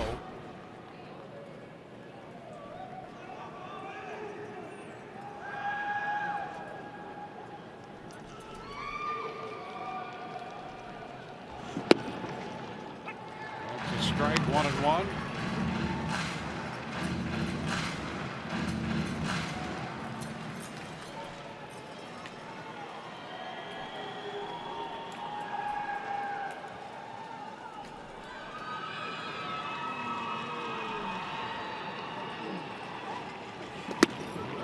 Swing and a miss. 1-2. That fastball, sneaky velocity. 93 miles an hour, but just the way that he mechanically gets it there. That one well located up in the zone too, and Colby Rasmus, who likes to lift the ball, just can't get up to it. And a cut and a miss. He's out on strikes. That's the other thing that Soria does. Soria can pitch. Yep. It's not just about trying to outstuff guys. He can locate, he can pitch. Not a very comfortable at bat. How about he goes with all of that and then comes with a curveball, takes plenty off of it, gets the fastball by Rasmus up, and then slows him down and gets the curveball by him down. It's 10 strikeouts by Kansas City pitching tonight. Well, here's Tim Beckham.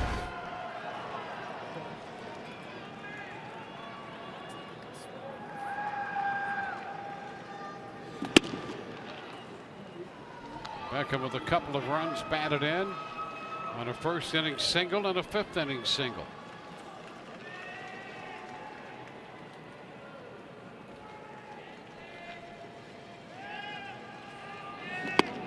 And he swings through the fastball. 1-1.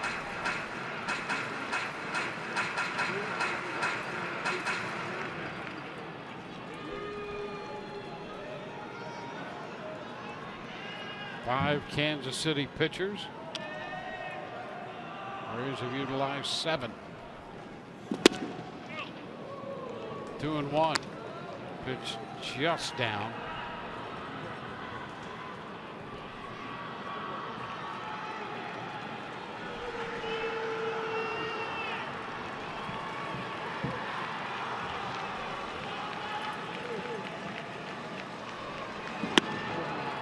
Now 2-2.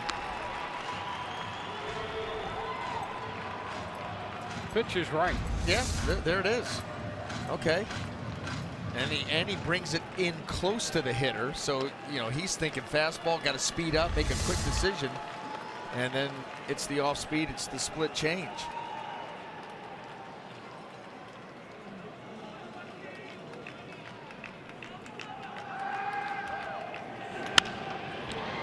Popped up. Merrifield out from second to make the catch. So 3 up, 3 down. We're going to go into the 11th, tied at 6.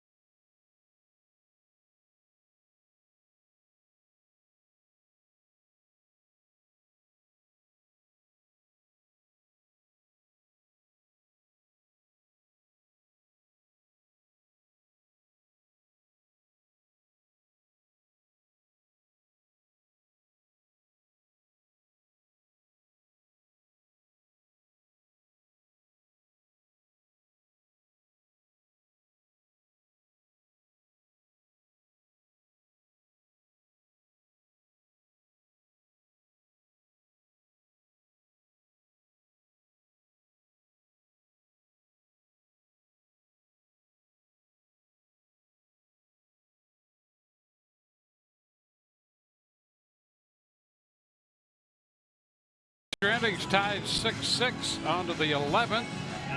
In support of Mental Health Month this May, Fox Sports Supports proud to team up with NAMI, the National Alliance on Mental Illness, and their commitment to replacing stigma with hope and improving the lives of families and those affected by mental health conditions. Learn more about how to be stigma-free and visit foxsportsupports.com.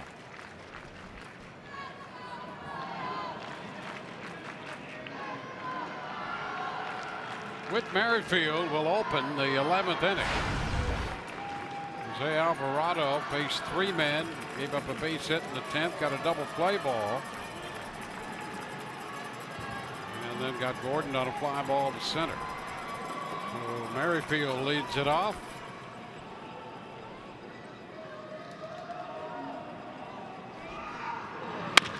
Hits it on the ground to short. Beckham across to first. 1 pitch and 1 out. Sensing a trend here. Alvarado with the big fastball, and these Royal hitters are going after the first one they see. You think about Hosmer with the first pitch base hit to center field. Salvador Perez, a first pitch ground ball into a double play. Merrifield right there. And Jorge Soler will pinch hit, the pinch a penny pinch hitter. Soler hitting for Moss, the designated hitter, and Soler comes on against the lefty Alvarado, replacing the left-handed hitting Moss. A ball, no strikes on that fastball down around his feet.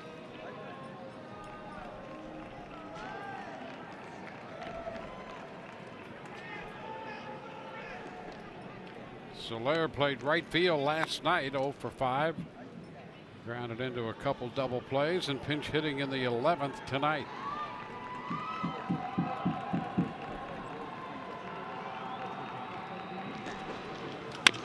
Chops that one to short.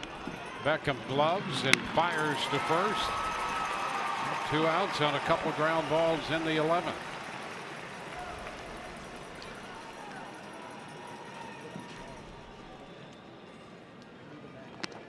The hitter will be Jorge Bonifacio.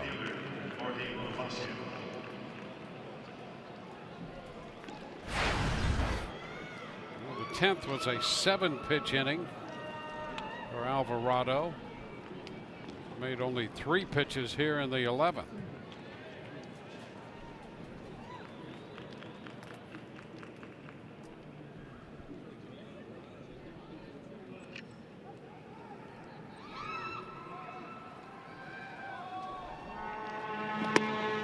Is a strike at 99. 0-1 to Bonifacio. Yeah, he's been just filling up the strike zone. A couple of breaking balls that he's thrown have been sharp, but that fastball has been explosive.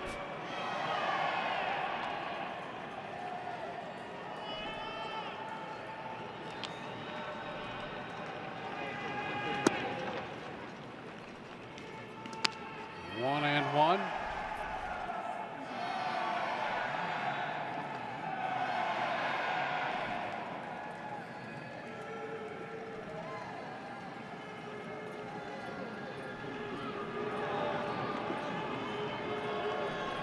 Two outs, bases empty.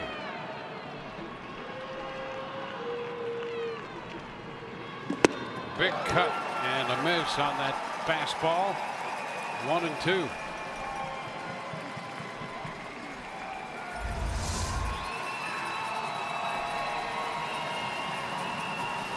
To catch up to that one up there. Tough to do.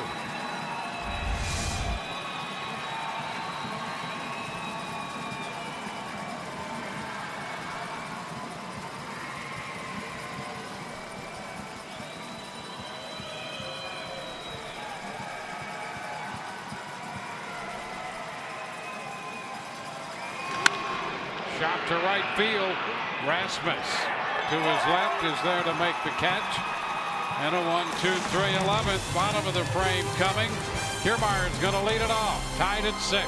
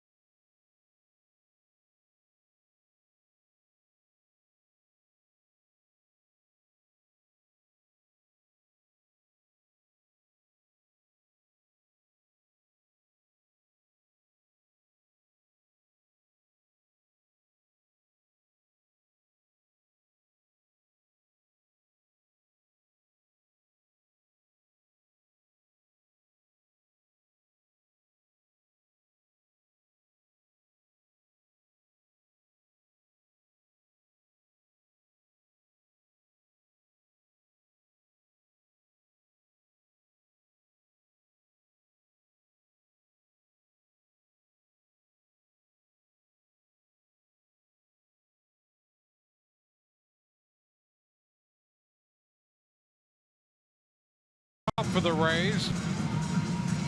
Kansas City tied this game in the 8th on the Perez double, and then Gordon came up with a base hit to center field, and when Kiermaier had trouble with it out there, Perez, who had stopped at third, came around to score.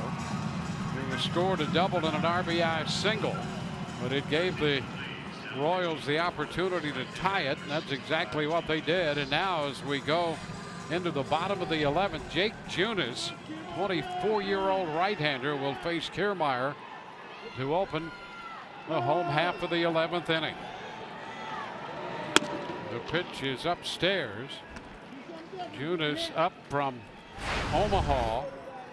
He made his major league debut last month and then went back to Omaha. That's a strike. It's 1-1. So he has one major league appearance spanning one inning.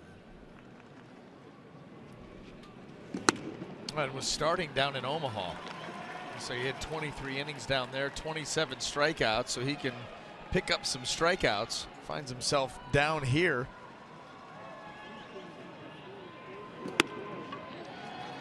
It's high. How about his major league debut? Gave up a walk, a double, and a walk to load the bases, and then got a double play ball for a scoreless 9th inning. Got out of it. So in the 1 inning he had against Oakland, he gave up a hit, 2 walks, and no runs. 3-2 here on Kiermaier. And Kiermaier is aboard, takes the pitch down and in. The Rays get a base runner. Speed, too. Not just a base runner, but a base runner that's got some wheels. Well, you'd like to see the Rays do something here and just finish this thing off. You think about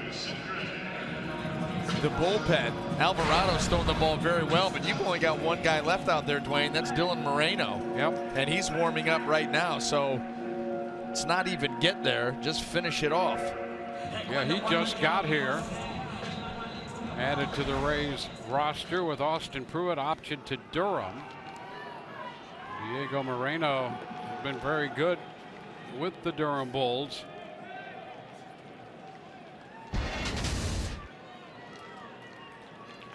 There's Sucre now.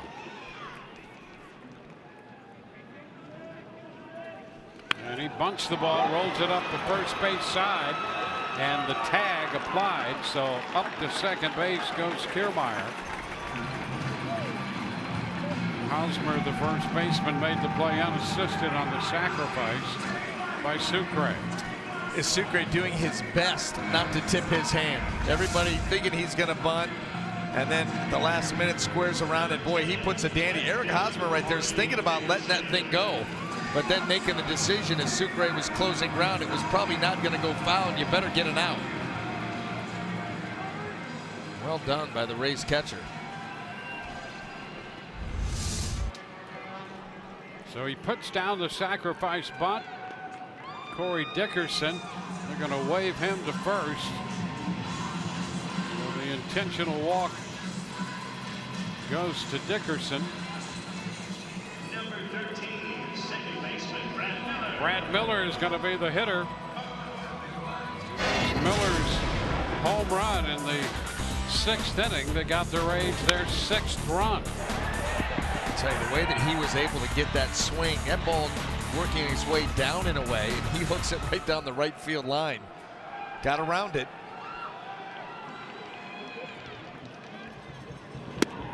Miller misses the slider, strike one. That slider covers a lot of ground. It's not short and tight. It's got a little bit of depth, but it's got some sweeping action too. And Junis has shown he's not afraid to use it.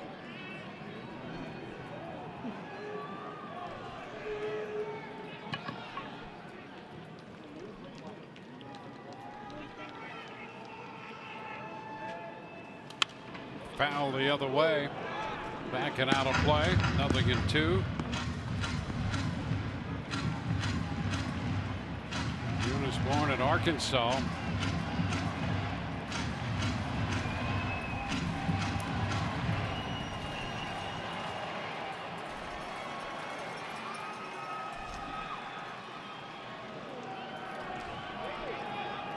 open the count on Miller.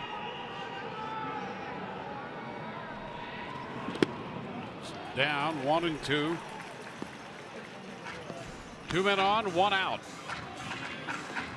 Bottom of the 11th. There's 1-2 and extra inning games. Kansas City 0-3.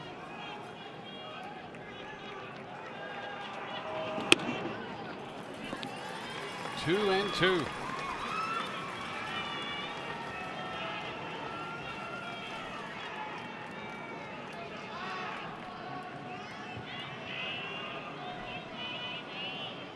Miller at the plate with Longoria on deck. The 2-2. Miller pops it up foul right back over the screen.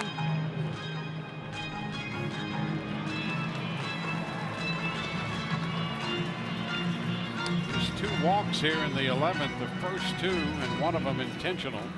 The first 2 walks given up by Kansas City's bullpen tonight.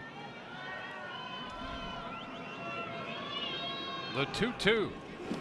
And Miller is out on strikes. He missed the fastball.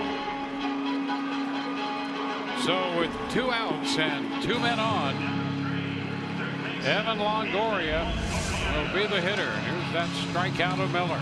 Well, he got it out over the plate, had a little bit of elevation to it. Low 90s, and he gets it right over the swing.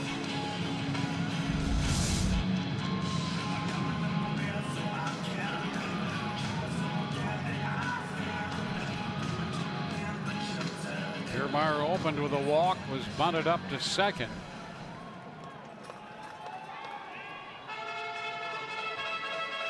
Evan is 1 for 5 tonight. Singled and scored in the first. Couple of strikeouts among his at-bats tonight.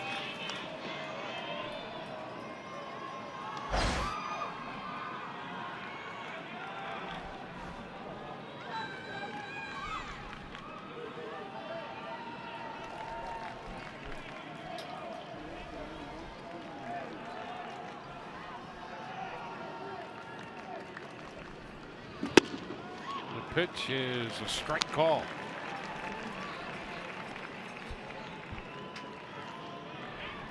Chris Young started. Wood, Moylan, Minor, Soria, now Junis.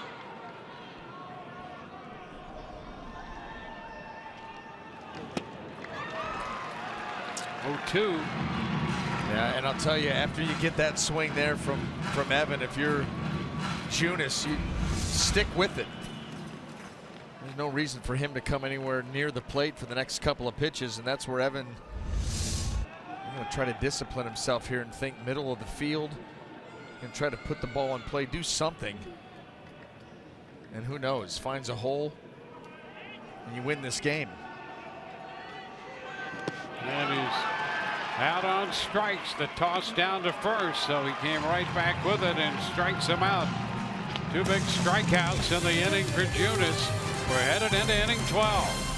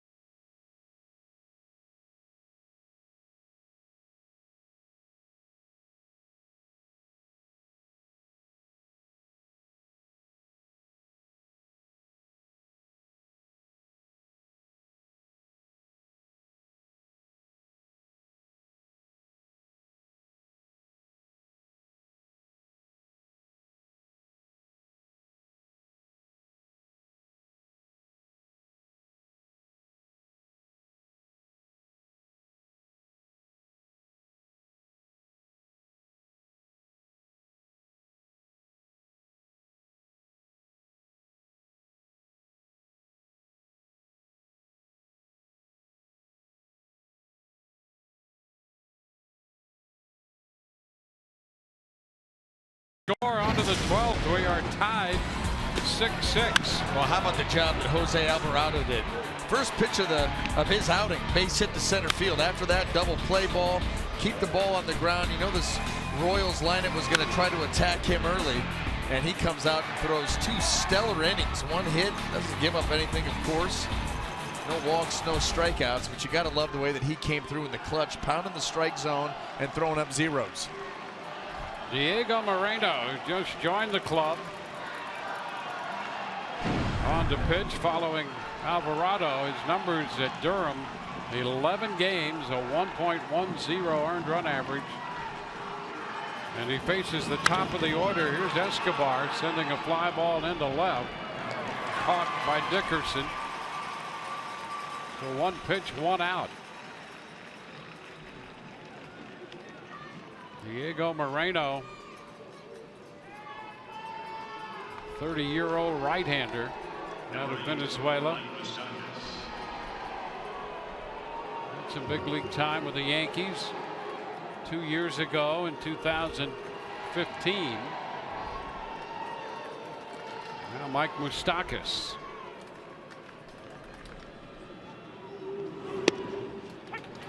Pitch is a strike.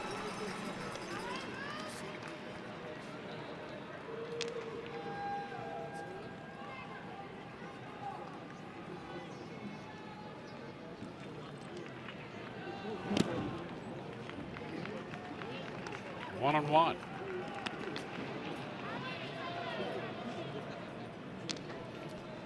Well, the bullpen is empty with Moreno in there. It's fouled up the right side. Oh. Nice catch.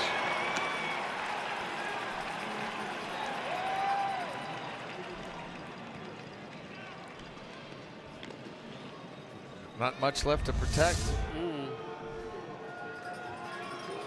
With valuable personnel down there nonetheless. Moustakas reaching and fouls it.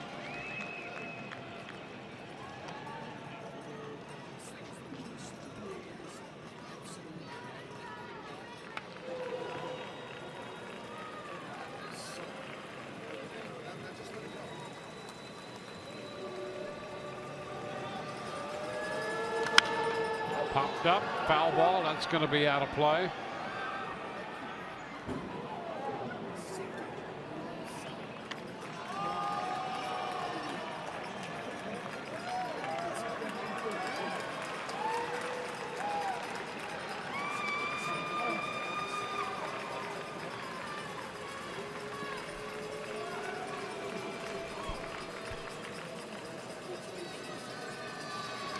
There's a shot deep to right field.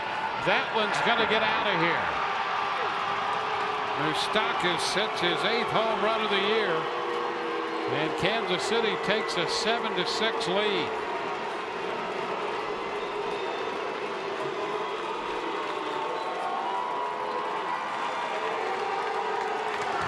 So Moreno touched for the home run. And the Royals take the lead in the 12th.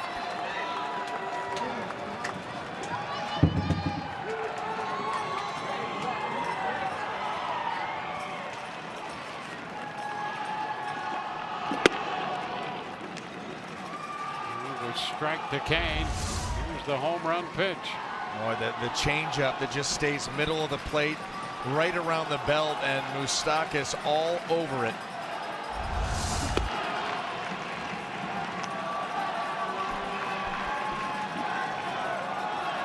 Two on Kane.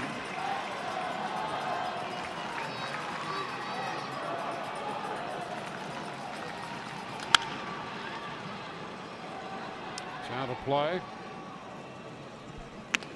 Now the Kansas City closer is up, Kelvin Herrera.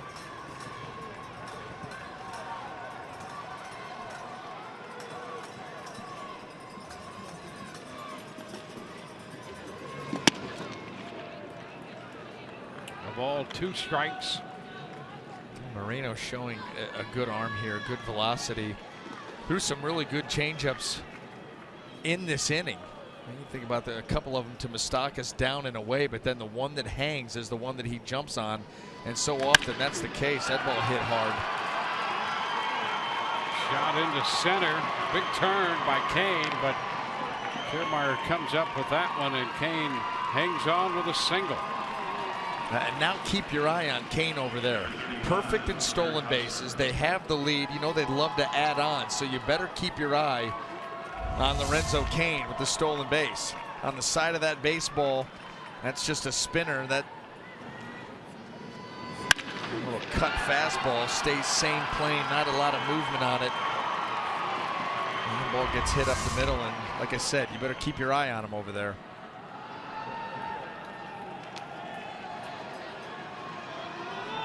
Hosmer at the plate. Kane back in at first.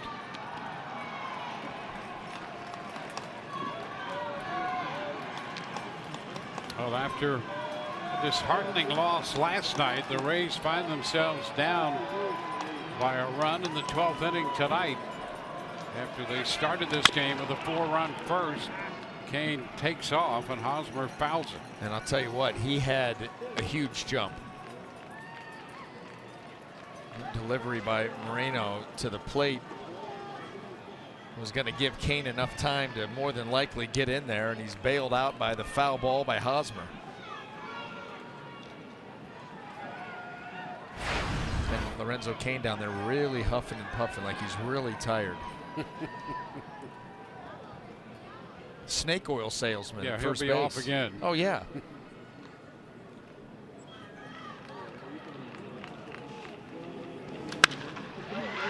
Guy to left. Dickerson into this one, makes the catch. So that's the second out in the 12th. And Salvador Perez, who's had a big night at the plate. The Kansas City catcher comes on. He has a walk, a single, hit a 2-run home run in the 6th inning, doubled and scored a run in the 8th. Here he is in the 12th with a man at first, 2 outs, a run, already home.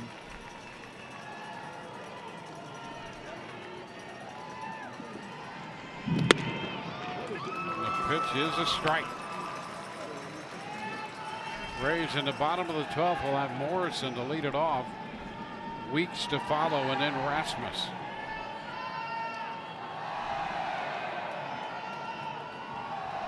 Moreno trying to hold Kansas City to this 1-run advantage. 1-1.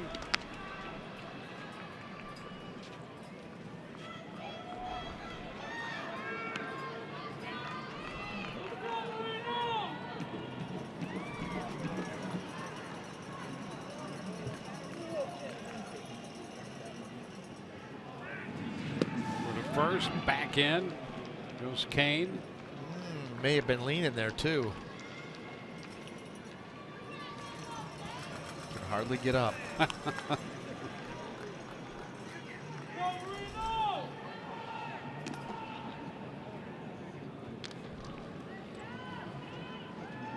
There he goes. Pitch is wide. Throw down. Good throw, but he's in there with a steal. Boy, what a throw! You know, it was a quasi pitch out. When you see where Sucre is set up, you're not going to be able to throw a strike ever where he was. And Lorenzo Kane actually gets a walking lead. He takes off early. Look where Sucre is. He wants that ball in the other batter's box. He gets it. Good, strong throw, but look at Kane go to the outside of the bag with the left hand. You give the infielder as little. Oh, close. They may want to take a look at that. And I think they're going to take a look at that. Absolutely. Gets on that arm before that hand. It looks like it gets to the bag. But he gives the infielder as small a target as possible. Go wide, go with one hand. Now do the fingertips get to the bag before the tag? It's worth taking a look at. And you see And Miller keeping that tag right on him. With a little pressure. Yeah. That keep it on there and a little bit of a push.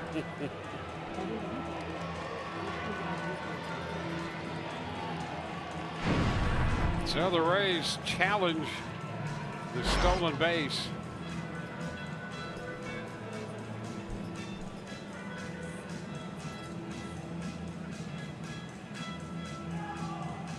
This is the best look. That hand isn't there. The tag right there. You see the glove, but boy, that hand is so stinking close. You've got to have that definitive evidence to overturn it. But when you see the crown of Brad Miller's glove move, where is the hand? I mean, the fingers are reaching out. I don't know if you can overturn this. I'd be surprised. He's safe at second base. So stolen base. Lorenzo Cain has that call confirmed out there. His 9th steal in as many attempts. I think confirms a little strong.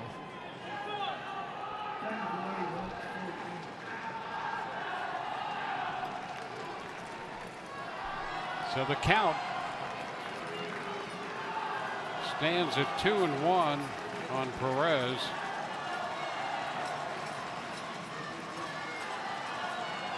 (7-6) ball game in 12. Top half of the 12th.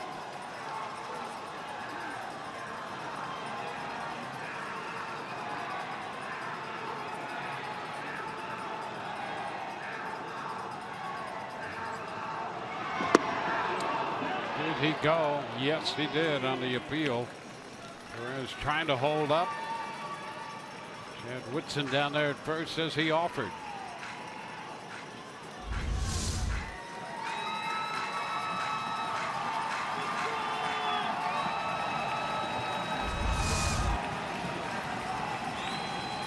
Cain on second, 2 gone. Oh, count is full and a pick by Sucre. How about that? Very first baseman-like on a very tough pitch to handle. Sucre's had a couple of those tonight. He's made look awfully easy, and it's anything but.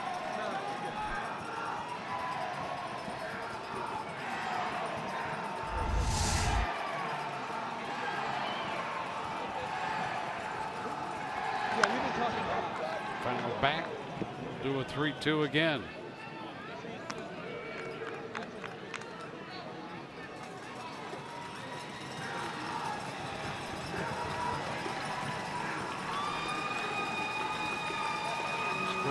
Alex Gordon on deck. Moustakas hit the go-ahead home run. Cain followed with a base hit with 2 outs. He has stolen second, and that will be ball 4.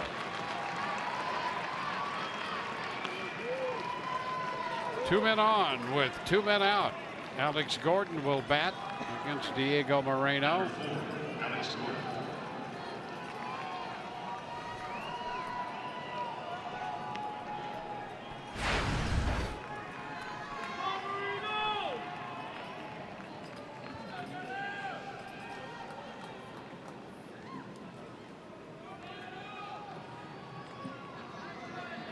Gordon got credit for an RBI in the 8th.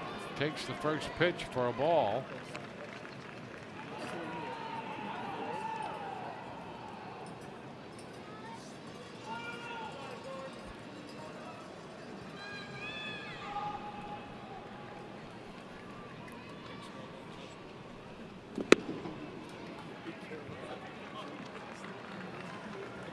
Two balls, no strikes the count.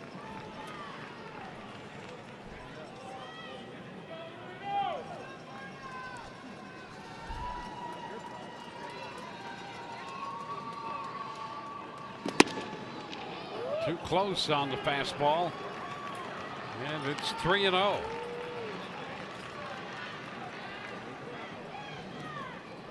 Diego Moreno, 24 pitches here in the 12th.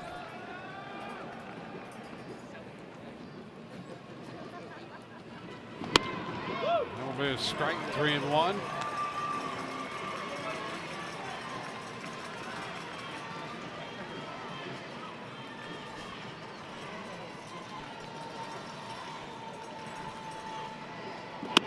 And ball 4. The back-to-back walks, and the bases are loaded. With Kane moving over to third, Perez up to second base. Gordon reaches for the second time tonight.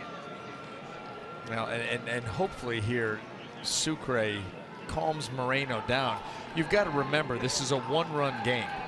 That's it. I mean, one mistake over the plate, it's tied back up. You really got to lock it in right here. Find the strike zone against Whit Merrifield. No, he's an aggressive hitter. 0 for 4 with a sacrifice bunt. A couple of strikeouts. Moreno stuff plenty good enough.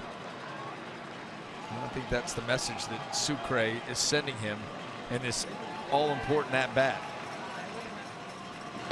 And this one low, blocked by Sucre.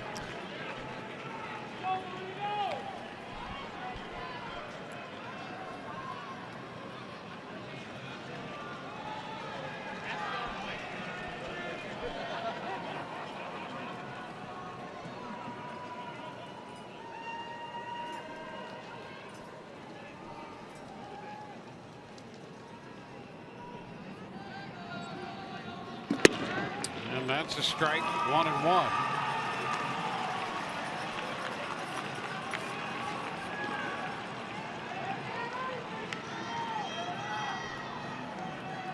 Moreno got the first man on a fly ball on the first pitch. On the 6th pitch of the inning, touched for the home run by Moustakas.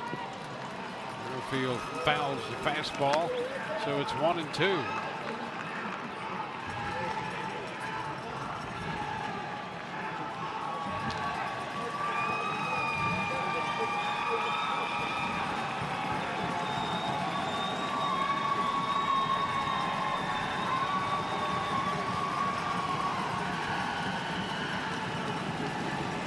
The 1-2, way wide. Careful. 2-2. You think about overthrowing either the fastball or the breaking ball and slicing one right into the dirt. This is the fastball that he really jumps on. Sucre, backhand, mid-90s. Turn you around.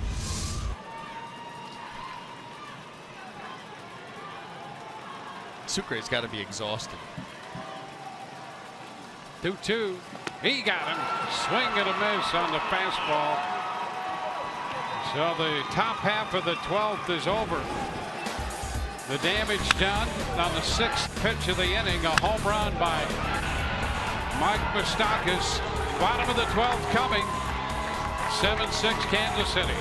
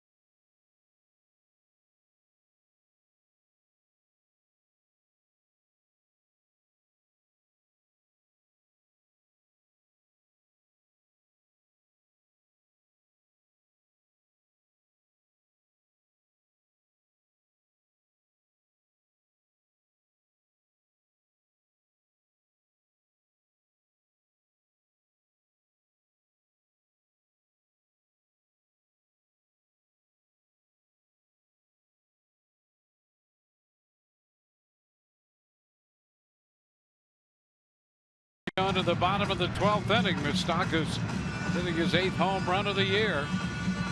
So the Rays in the bottom of the 12th will have Logan Morrison to lead it off.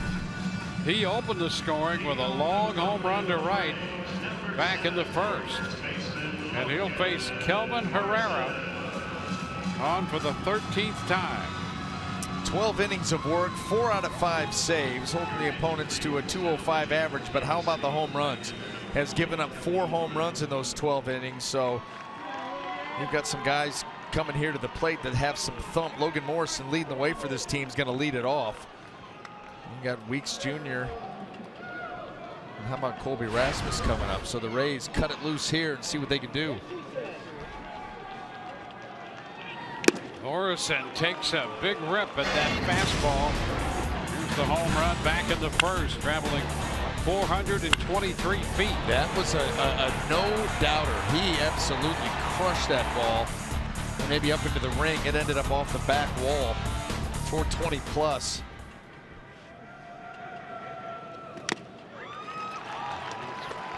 Piece of it foul.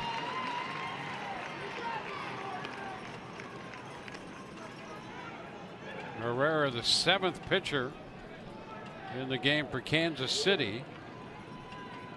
The Rays have used 8 pitchers in this game.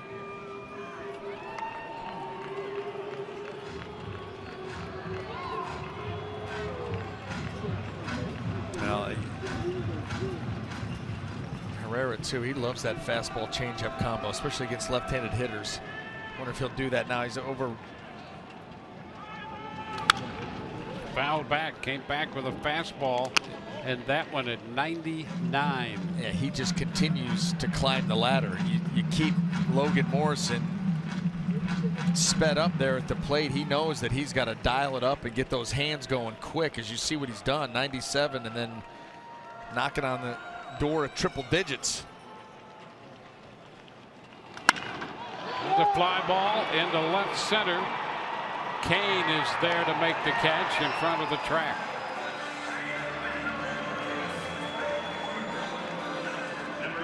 Now he did come with that changeup. Doesn't look like it was much of a changeup. Still 90 plus. And Morrison just a hair out in front of that one.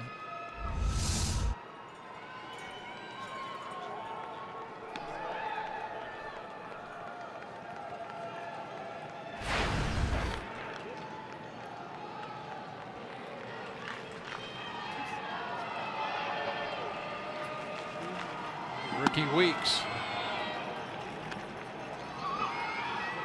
1-0. Ricky Weeks Jr. with a double and a single. 2 for 5.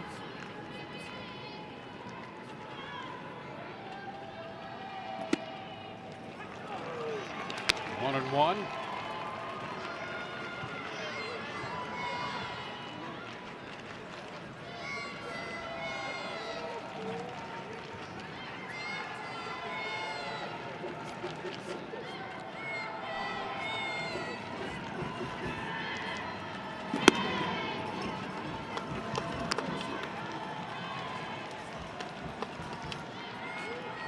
Balls and a strike.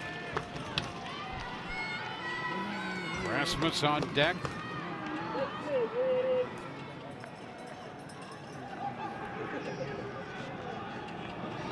Got a foul ball rolling to the base of the stands. 2-2.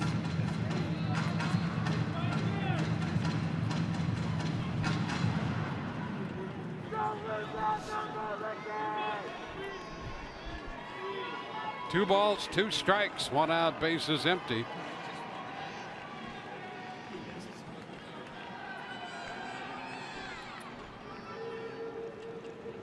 Upstairs, and the count is full. 3-2.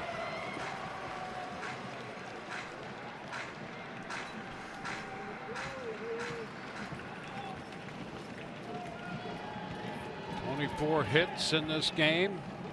13 runs. We're in the bottom of the 12th.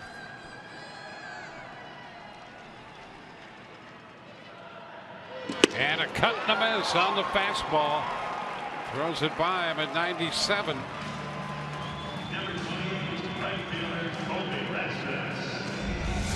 Two gone. Well, this is just power on power. Ricky Weeks Jr. trying to do damage. That hand comes off the bat again. We've seen that a couple of times tonight on some big swings by the Rays DH. down to their last shot, but you got a guy at the plate that extra base hit has been the norm here the last few games. It's a pitch wide. He doubled and scored in the 5th. Walked and scored in the 1st inning. Rasmus with 2 homers, a double and a triple since getting back into action. How about those numbers? Now it's 2-0. He's pitching him as if he knows those numbers. Staying away, being careful.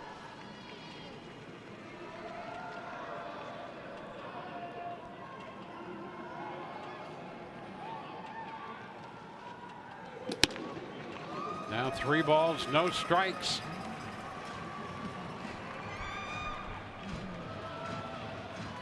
You always know who gets you. Yep. Yeah, me Never too. leaves you. No, you know. I had a Rolodex out on the mound. And there's ball 4. So Rasmus draws a walk on 4 pitches. The Rays have a shot. Peter Borges is coming off the bench. He's going to run for Rasmus. Borges will be the runner. Tim Beckham will be the hitter. So the Rays down to the last out, and they have a shot here with a base runner.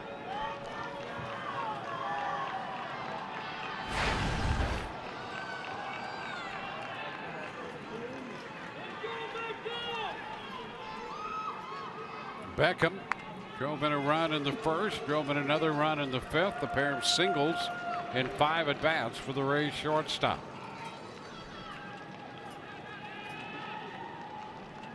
And a cut and a miss.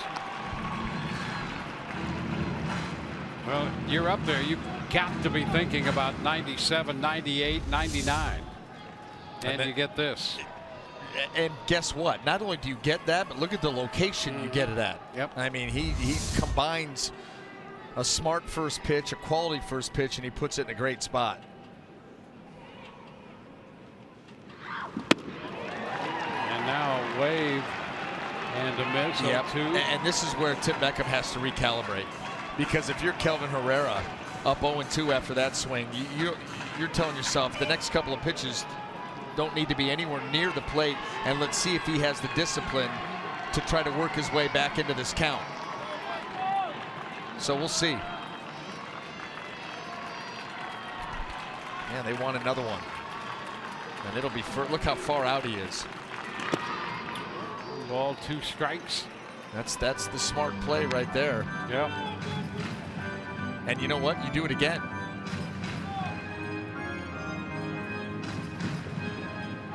But we'll see if that's what they decide to do. Watch Salvador Perez. This is not a strike, and he doesn't want it for a strike. He wants an 0-2 chase.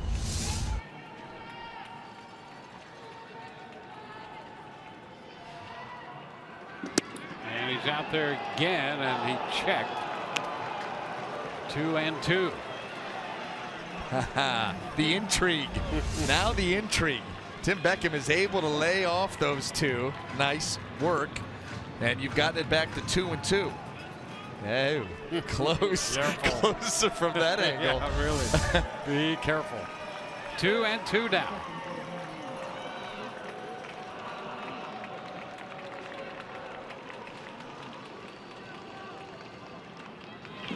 And strike 3 call.